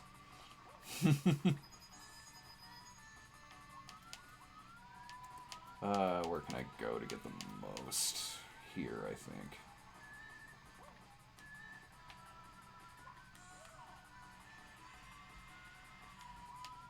Not that it matters anymore. Oh, you can fuck right off.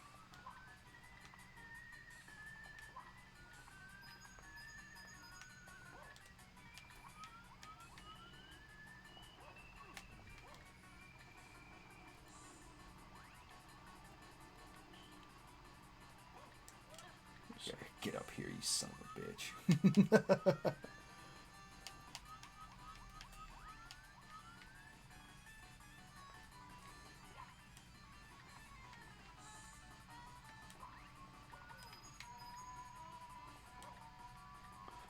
There might be. Yeah, okay.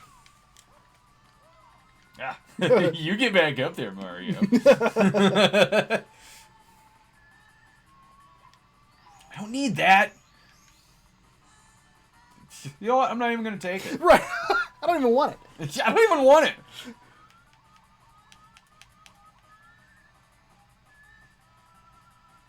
it. Easy, steady, steady, easy, easy.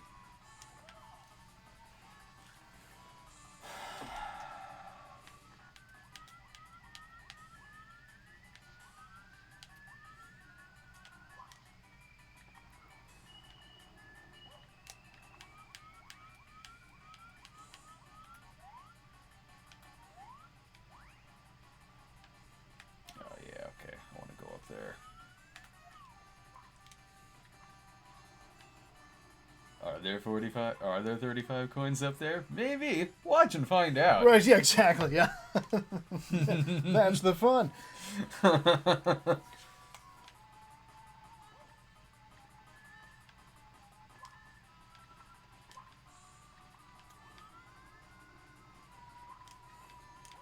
Woo. Woo. Oh, it ain't so hard.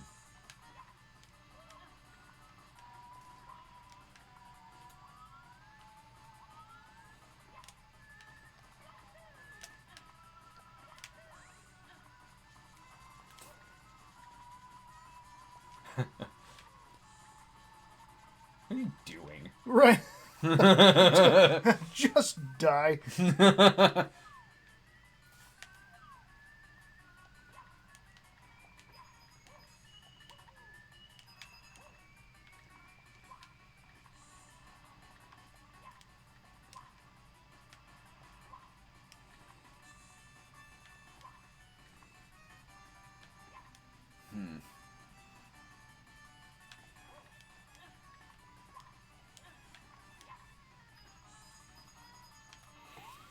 right.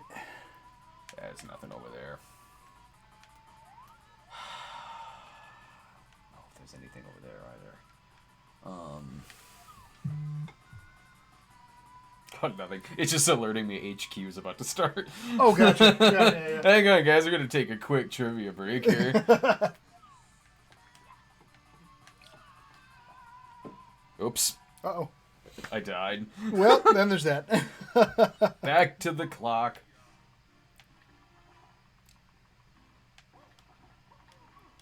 Any others in the super chat? Wait. Yeah, here we go, right here. Flaming Live again. You bash a lot of PureFlix movies. Are you Christian? No, I'm not really that religious. I'm not atheist, but I'm not really all that religious. And there's some of those movies that are like there's been a few that have been fine. Right. Like yeah, I've criticized stuff like God's Not Dead and Old Fashioned and things like that, but that's they're bad. They're not bad because they're PureFlix movies. Right.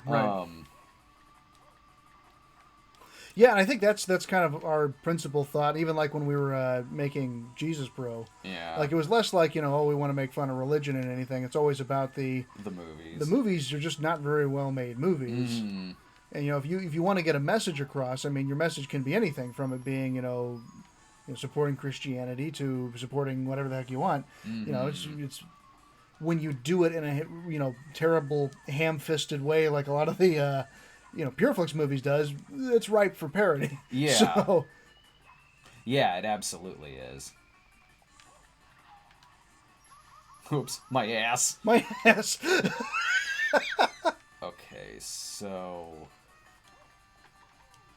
if I get those harder ones first. Mm-hmm.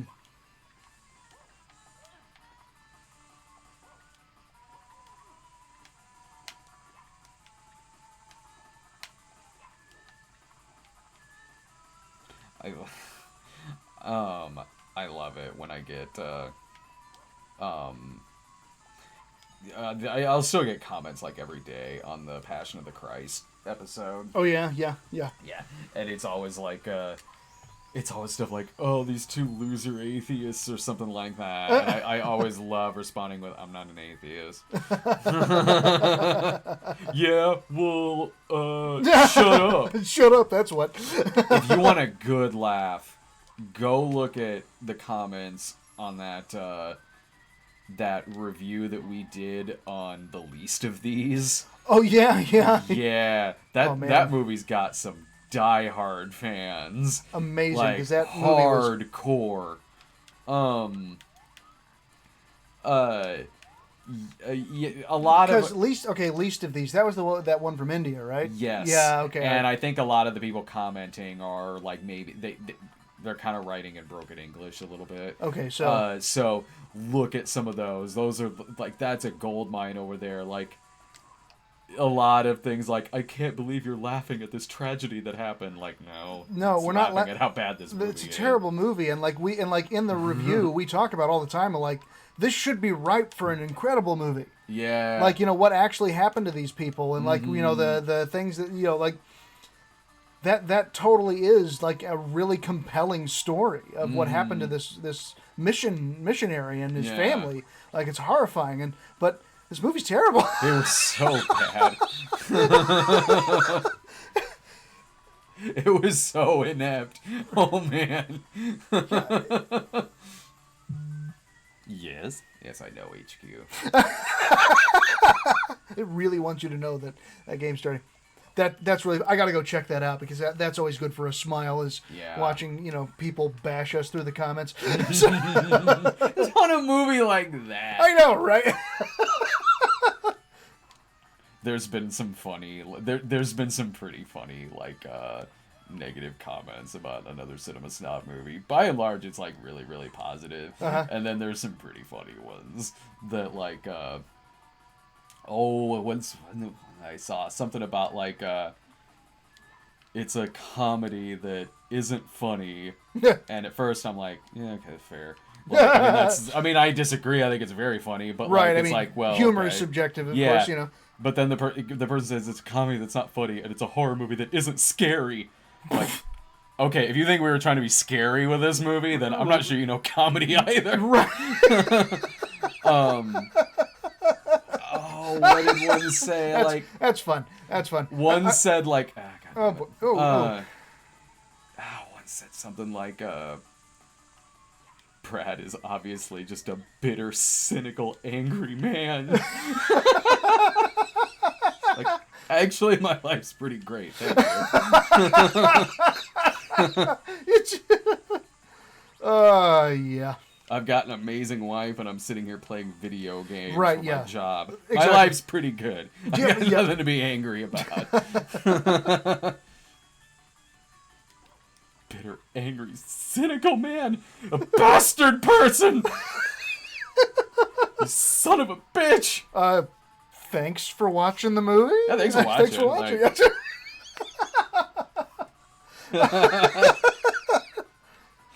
This is the most cynical film I've seen in my life. If you think, oh man, if you think if that movie's too cynical for you, oh my god, watch some of our older movies. Yeah. Watch Cheap, the one about snuff filmmakers, or Right. Midnight Heat, or Freak Out. Oh my god. All right. So the next question.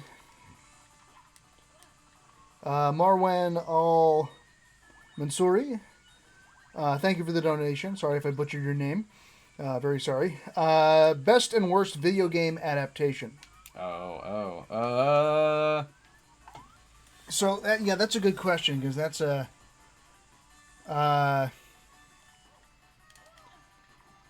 Best. I'd have to have a list in front of me. Silent Hill, I don't think is that bad. Okay, yeah, Silent Hill. I mean, God, what are there? There's Tomb Raider is a game. I'm not saying that's a good one. I'm just saying I'm listing games that have been adapted. Yeah, Silent Hill, Resident Evil's a video game adaptation. Doom, there was the Doom movie. Doom, yeah. Mortal Kombat's had like 4 movies, maybe total. Yeah. Mortal Kombat Annihilation might be the worst. Yeah, that one was bad. The first Mortal Kombat wasn't terrible. It wasn't terrible. Yeah. I mean, it was all right. I mean, it has its fans. I'm not really one of them, but it does have its. What else?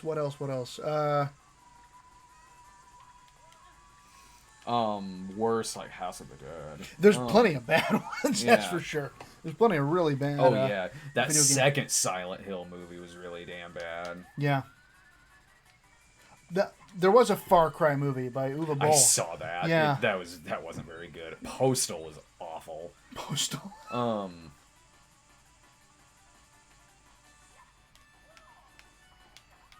Was Postal the movie based on the game? It was another Uwe Boll movie. Oh, was it? Okay. Yeah. Because I remember that game. Like Postal. The game was great. And yeah. Postal too. Mm-hmm. Yeah, the whole point of the game was go get milk. And on your way there, you have the option to just slaughter everybody in town. Or you can just stick with your... Or you can just go get milk, and then the police would just shoot at you randomly, so you have to fight your way up. Oh, my God. Oh, man. Yeah, they made a movie where it's a comedy. Okay. And I didn't like it. Because I'm sure in real life, an actual live action movie about randomly murdering people's hilarious. It can be. Yeah. You see Death Race 2000? It's well, awesome. I mean, yeah. But...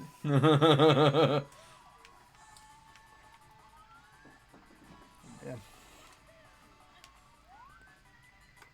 All right, so let's see here. Jedi Mullet 77 asks, "What is your favorite soda?" Mine is Mountain Dew Throwback. The one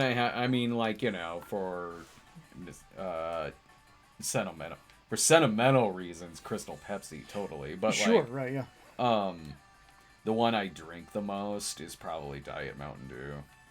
Oh yeah. Woo. Jesus Christ. A Dr. Pepper man myself, honestly. I love Dr. Pepper. So yeah. I drink probably way too much. Coca-Cola. I still love just a bottle of Coca-Cola.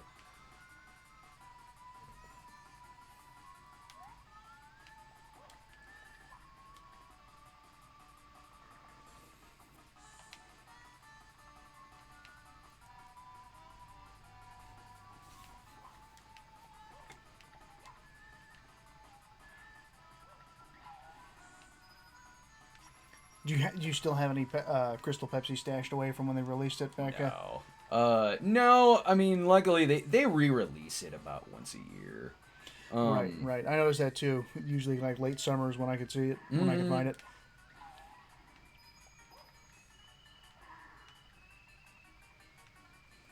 Now to make that journey down there. Okay. Oh, Street Fighter with Van Damme. That's at least like it's entertainingly bad. Yeah. So we watched when we were in Chicago last weekend. This was the night before you came up. We watched Addams Family Values because Laura had never seen it. Yeah. And that movie's hilarious. I saw it in the theater when it came out, and so yeah, she'd never seen it before. So we all watched that movie, and it still holds up. It's really funny, and she really enjoyed it. And then when it cut to the ending credits, where it's like just blaring this rap soundtrack, like then we're like, oh right, it's 1993. It wasn't even the MC Hammer one. It was something else. I mean, unless it still was MC Hammer, but it wasn't the song from the first movie. They do what they want to do, say what they want to say.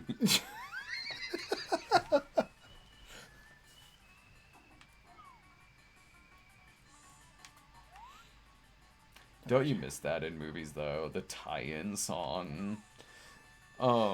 It still sometimes happens. Well, yeah. There's always you'll always have like I mean, something like "Shallow" from Star Is Born, but sure, I mean right. No, well, that's more specific because that's like a musical movie. Yeah, but you're right. The the pop song, the pop ballad. That is part of the movie. Take My Breath Away from Top Gun. Or totally, Aerosmith and Armageddon, and things like that.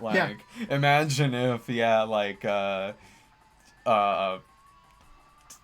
like Infinity War ended with some big pop ballad. Right. Like Seal. Right, yeah. Oh, yeah, Seal. Yeah, like a Batman, yeah. I mean, those still be like original songs in movies and things like that. I just mean like that. Like a pop ballad. That's that's the ending. That's just in the ending credits. Yeah.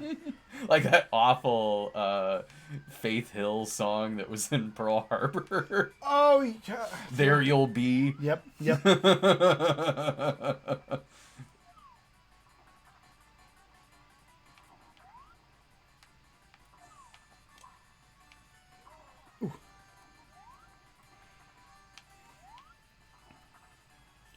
I remember speaking of Seal song, I remember seeing the music video for that before seeing Batman.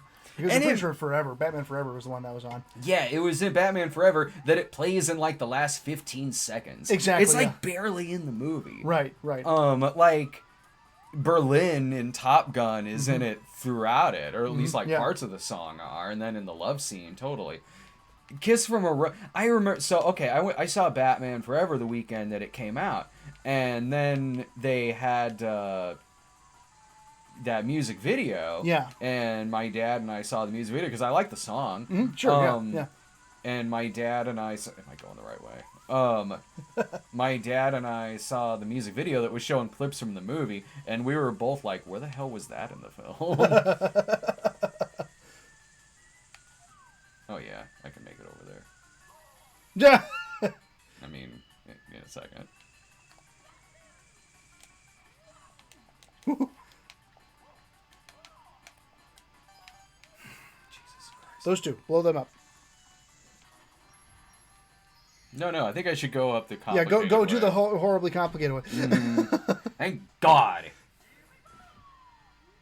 Yes. Bye. Bye.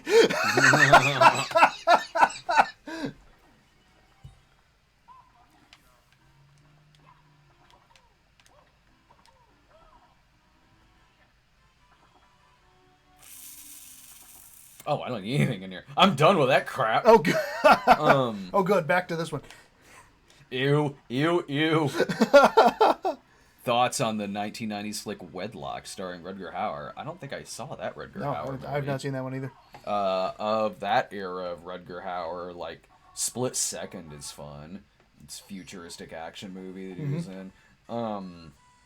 There's Wanted Dead or Alive. There's Blind Fury, where he's like a martial arts blind man. Yeah, that one's my favorite Rutger Hauer movie is The Hitcher. Oh yeah. With him and C. Thomas Howell, where it's this cat and mouse game on the highway. It's a beautifully shot movie from 1986, where it's Rutger Hauer just spending the whole movie as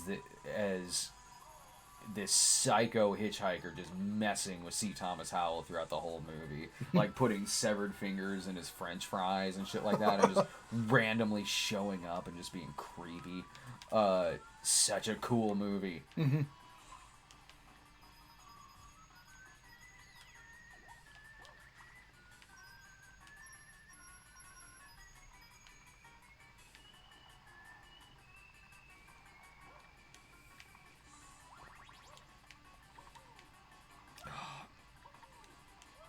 I don't like this.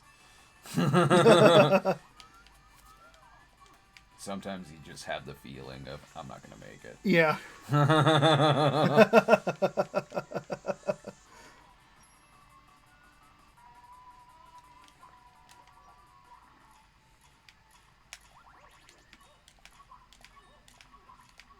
Oh, see? I told you. Yep. I was going to mess it up. What did he hit his head on? I know.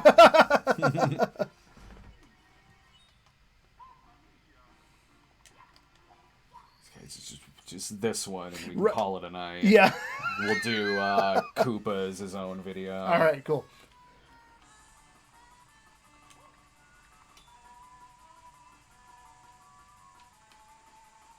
Did you ever see The Hitcher 2? No.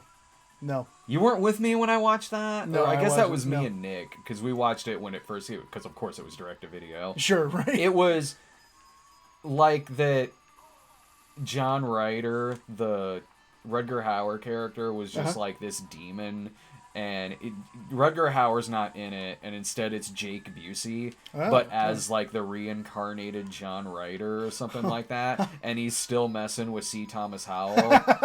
But spoiler about Hitcher 2, it's awful, don't watch it, but C. Thomas Howell is only in the first half of it, so hint on that. Okay. And the rest of it is like the Hitcher messing with Kari Wurr. Okay. It's so bad. And then they did that stupid remake, where it was Sean Bean as the Hitcher, which, I mean, he was good, but the movie was a lousy remake. Yeah.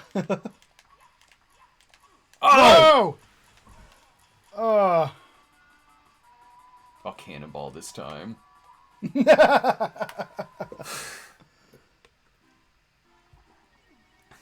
It's like, I gotta check out for now. Right. I gotta work tomorrow. Everybody else gotta go to work. He's never gonna do this. I gotta go to work. That's right. Yeah, this sucks. This will be all night. I wonder if there's anyone who's watched all hours of us playing this.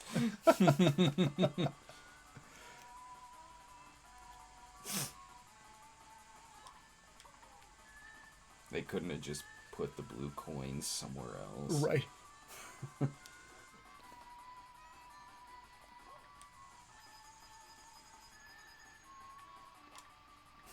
I am going to be watching Game Grumps after this. I could use a little Mario Maker, watching them play Mario Maker after this. Oh yeah, some people have been here since the start. Oh no, I don't mean, well, unless that's what they mean. Like, I mean from the first Mario 64. Oh yeah. One that we did, like what's it, maybe 10 hours now? There's a couple people saying they've watched all of this Let's Play. Oh, cool. So that's awesome. Yeah. Yes. Thank God. Yeah, there's a few, man. There's a few Good. coming That's in awesome. here. So yeah, that's great. So...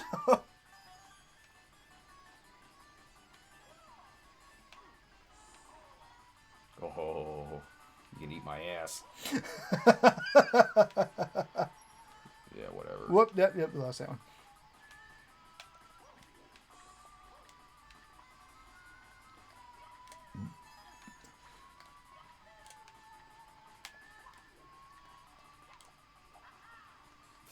One I could do, which actually Gino and I did when we did a video game stream when we were promoting the Indiegogo for the movie. Mm-hmm.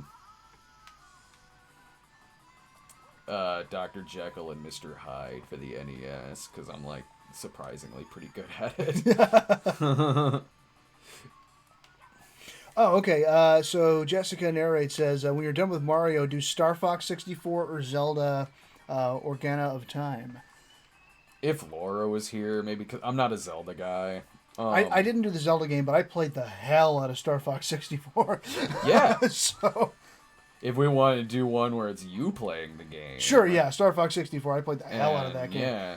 And me sit there and watch. Right. See how you like it. So... Shit, you did this in like 10 hours? Dude, I'm checking out, man. I just start reading. Right. I'm going to get back to my book now. Right.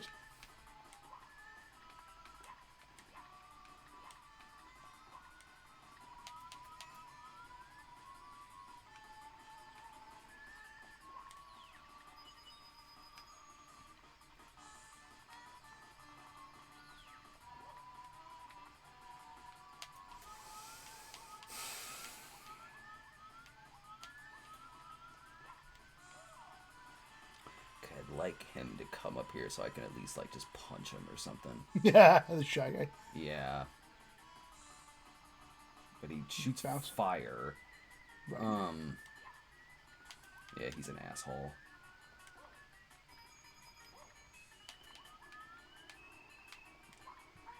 Nice. I don't know where those 2 coins went, but at least I got rid of them.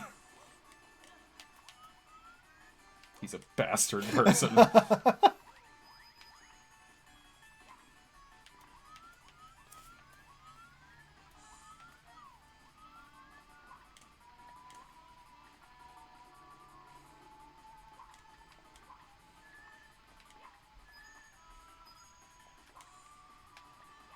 Oh. Let me just ride this all the way down. Oh, yep, there you go. That was actually kind of funny. Right.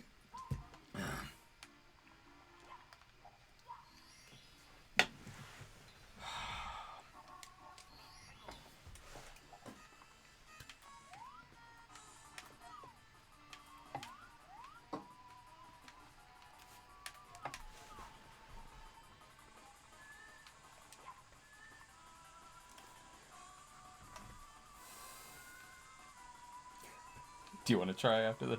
What, play this level? No, it's okay. I was never very good at this game because like I said, I only played it a couple times. Yeah. Whatever.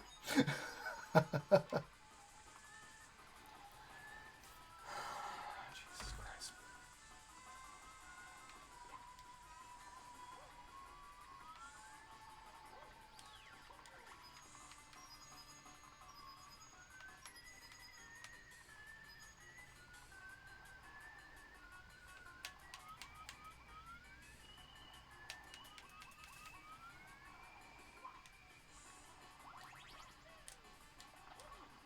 Ooh.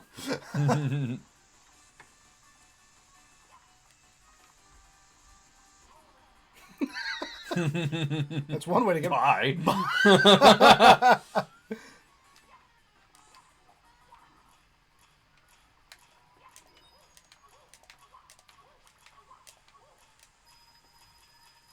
Nice. I'm getting better at that part of it. Right.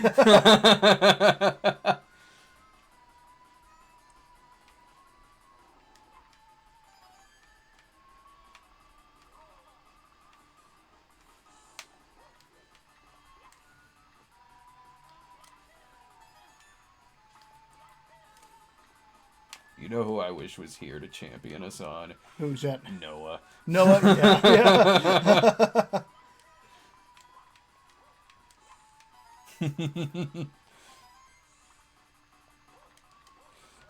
see his rage when I fell off that clock like a while ago.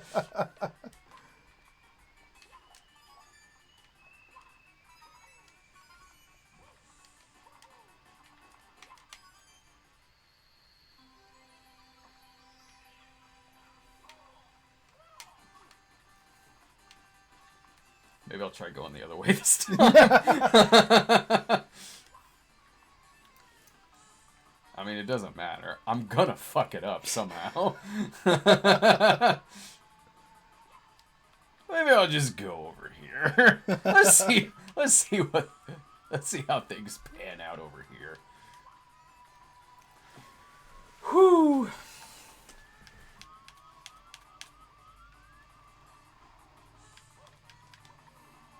Oh, it's looking There's good. one. There's Things one. are looking up.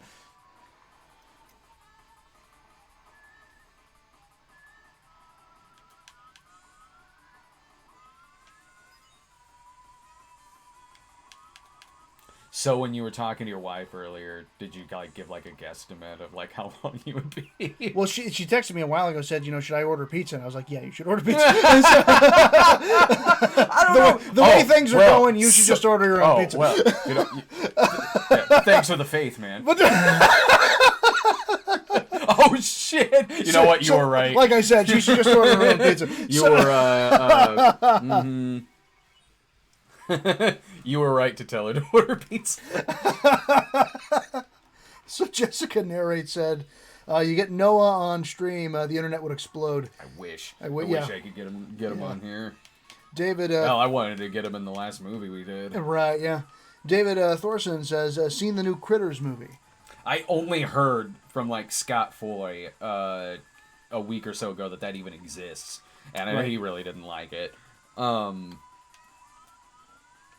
But yeah, I haven't seen it. Need to do a snob episode on Critters sometime. Yeah. I mean, that's one that'll be part of like the poll for Patreon.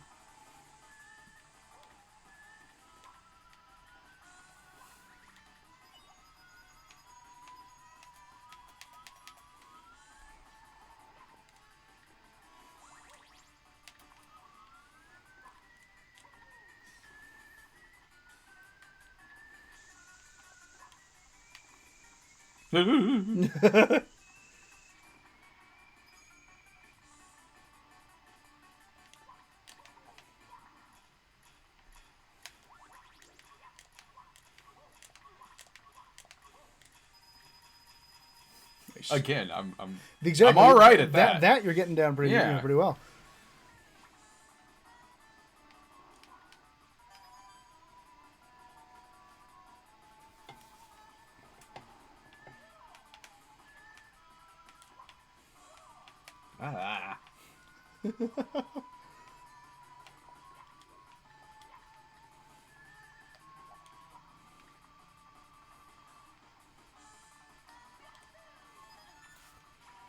Oh, two other games that I had on the 64, which I'm just now realizing were the 64, was, of course, Mario Kart. Oh, yeah.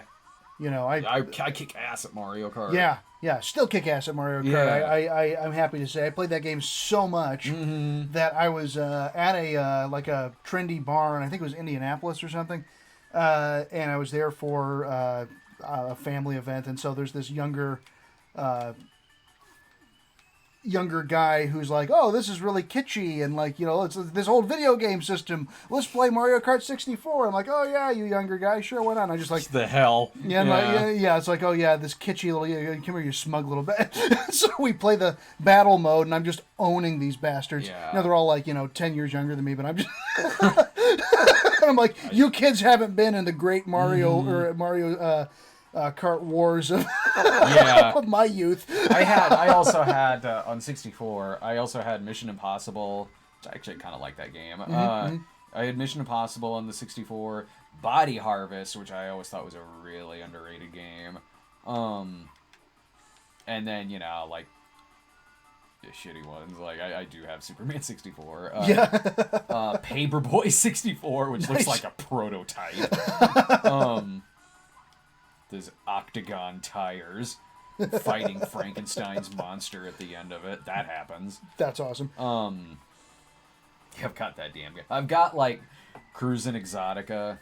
The Cruisin' Exotica I actually picked up not that long ago because I mean Cruisin' Exotica is one of the arcades that they've had in our movie theater ever since they opened that movie theater, so it's been in there for like 15 years. Same with Time Crisis 3. Like I've beaten all the arcade games in there because they've been in the movie theater for so long. Right. So I did pick up, I was like, oh, Cruisin' Exotica on 64, alright. And took it home and played it and was like, this is way easier on the 64 than it is. Rush 2, I love Rush 2. I've got that on the 64.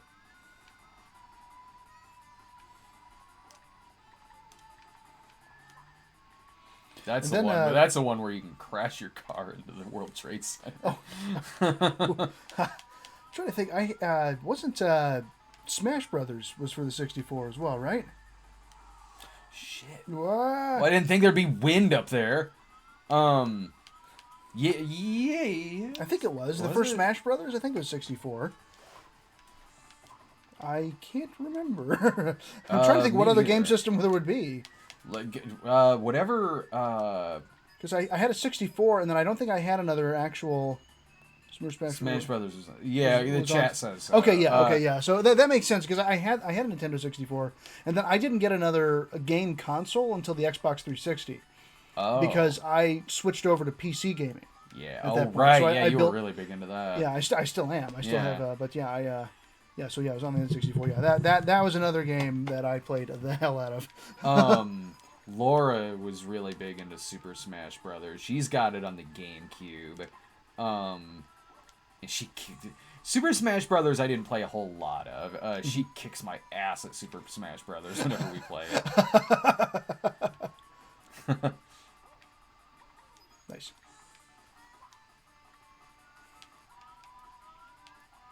Well, that's where, like, on the Nintendo Switch, they have new versions of, Mario Kart and Smash Brothers, and my nieces and nephews play that. And, like, it's funny to, my nephew was like, hey, Uncle Ryan, you want to play Smash Brothers? And I'm like, oh, sure, yeah, well, I've never played this game before. But, like, the principle, it's the same game, only, like, much, much better graphics. So he's like, oh, hey, don't worry, Uncle Ryan, I'll go easy on you. I was like, you go ahead, go easy on your poor old Uncle Ryan. I'm like, bah, bah, bah, bah, bah. Yeah. Eat it. He's like, how are you so good at this? You've never played it before. Years of practice. Yeah, exactly. Yeah. It's like my nephew. Like when other kids were studying hard to become doctors and lawyers, your old Uncle Ryan, I was playing this game. And in retrospect, I should have been studying harder. Not true. Look at what we're doing now. I know, exactly, yeah.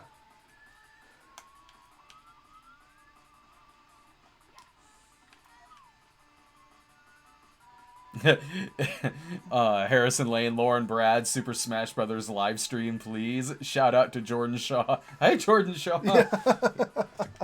Best extra ever in disco. Oh, nice. Thank you for the kind words about our movie too. Yeah. That's a pretty good idea actually, to do a live stream of me and Laura doing Super Smash Brothers.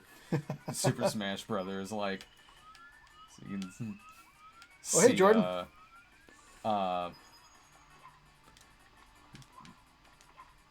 Let's see her hand me my ass on that game. Are there even any coins up here? I only need 9 more. I'm gonna mess this up. Yeah. I'm going to fall somewhere. I'm going to freaking fall.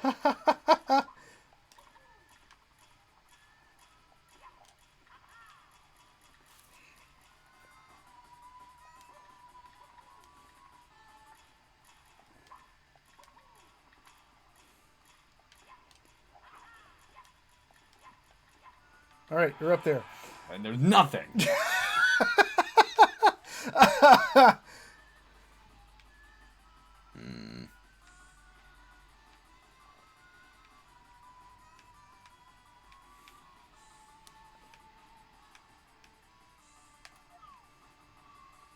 let's see here.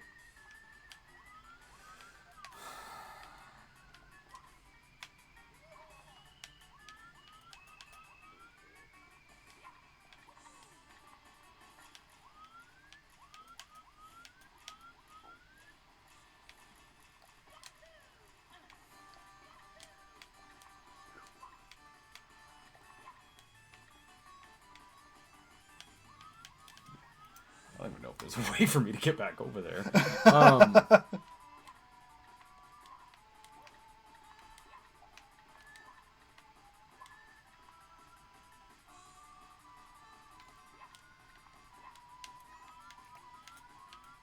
Okay, let's see.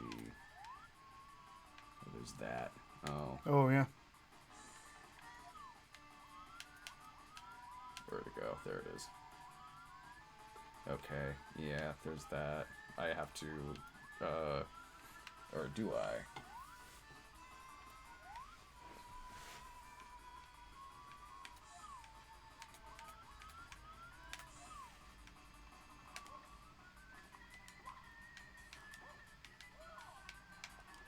Get in there, idiot.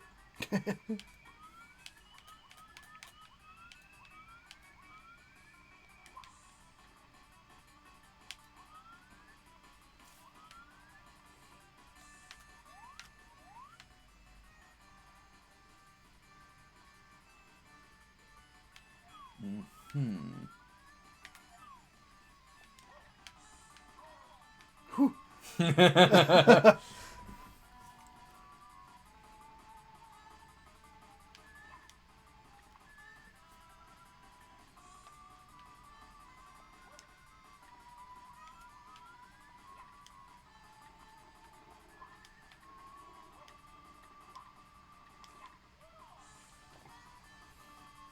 Nope. Nope. Yeah, sorry. Next time, Shy Guy. I'm gonna mess up.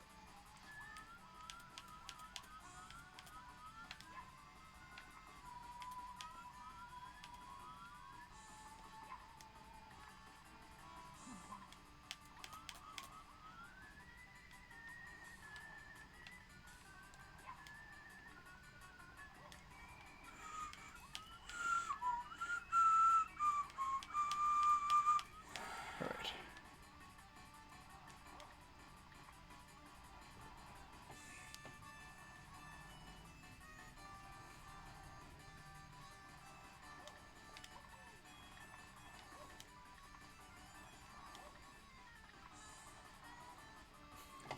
Do. I know. Do.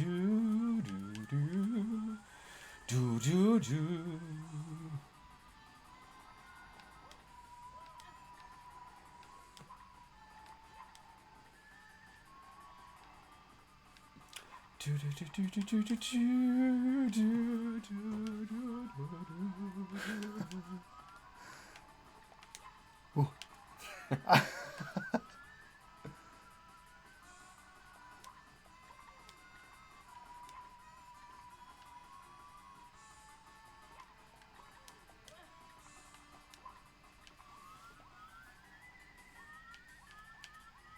Maybe there's some in here. Yeah, that's true. Yeah, we haven't been up here. Yeah.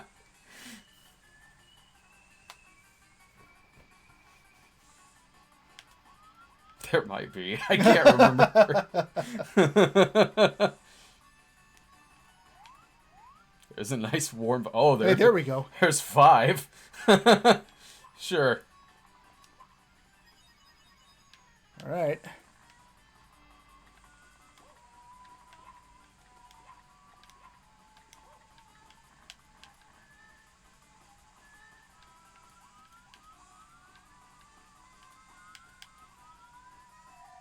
Oh. Ah, Oh, man! of course. It's all windy. Mm-hmm. And there's another one. I don't need that! I know. Those guys are going to be going. I think I might have already gotten them. Oh, from those guys?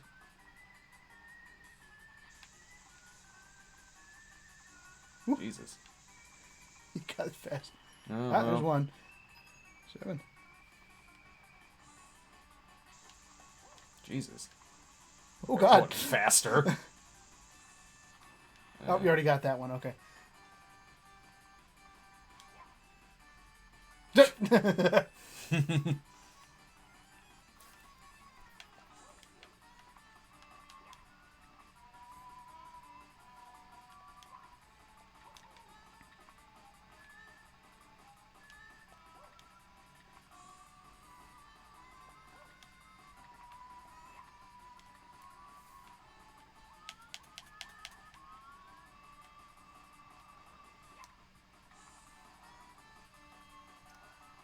All right.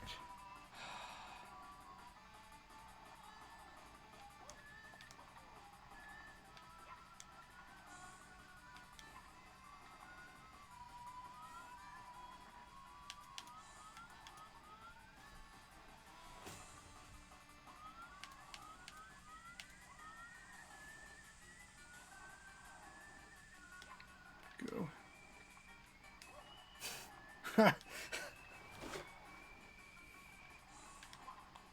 We're just not even saying anything. I know, just the There's intense. a couple there, there's but I don't want to.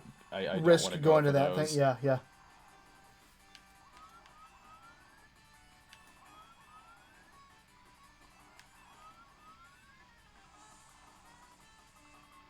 Whew.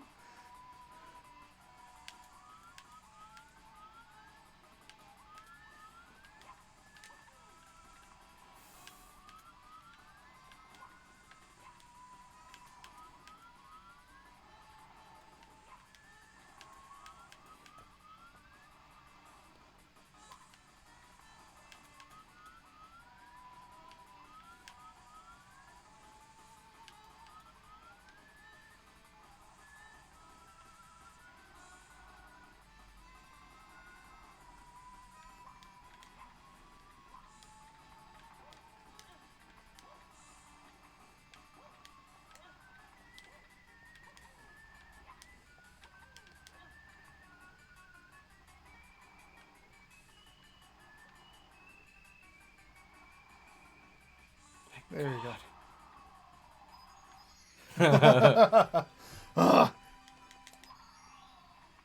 There it is. God bless you, pirate ships. I know. What's going on in the chat? It was getting pretty tense in the chat there. Was it really? Everyone's like, oh my God, I can't look away. It's tense, soothing, yet tense all at the same time. Oh, you get out of here. Come here.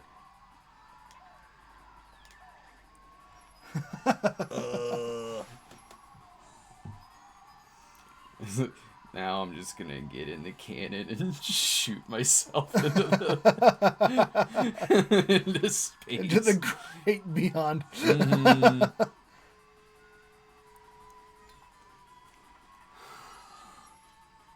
Damn it, that sucked, man. You can see why I skipped this level a lot. Boom. Bye. Oh, you hit something. And they go. Wouldn't that be the kill if I did that and landed on something and lived? Like, oh, good. Now Great. he's fine. Great, yeah. Do you want to go ahead and call it? I think we should call it. Yeah, we did. We'll do Koopa next time. That's right. We'll do Koopa next time. So Any let's just go for another 5 minutes here in case there's any remaining super chats. But so how's your neck? How's it's all right. Yeah, it's the my hands. It's the how you're sitting on there makes things a little challenging. It does, right? Yeah. It hurts. Yeah. My hands are sweaty. My I say my back, but it's like really like a neck muscle back there. Because I realized that when I'm sitting over here, like I'm trying to like stay on camera. Yeah. Not that people desperately want to see me or anything, but like at the same time, it's weird to have somebody halfway off camera talking. So like I'm trying to stay over here. And so like I was. Yeah, because we didn't use because I only have so many plugins and I needed the controller and the microphone and everything, so we weren't recording off of the phone like we usually do. So yeah, it's this is like, you know, when we first switched over midnight screenings and we're doing that. So yeah, it's just me sitting the whole time. God. Oh man. Well, that was fun. That was fun. Yes. That was fun. Yeah, let's make this a regular Saturday thing, like these super chat streams. But the next one will be Bowser. All right. So that won't take me 2 hours and 40 minutes. Getting the 8 red coins in there and beating Bowser, which isn't that hard. So, all right, guys, thank you very much for watching. Yes. That was a lot of fun. Thank you for the super chat. For the super chat donations. Thank you for the good questions, for the good comments and everything. And I don't have the usual things lined up here, so I don't have any clips or promos or anything. But check out another Cinema Snob movie by going to cinemasnobmovie.com, where you can get that on Vimeo on demand as well as DVD. Plus, we're going to have big distribution news for that here coming up pretty soon. So, again, thanks for watching, and we'll see you next time. All right, bye. Oh, and subscribe to us, too, at Sure. youtube.com/stonedgremlin productions. See ya.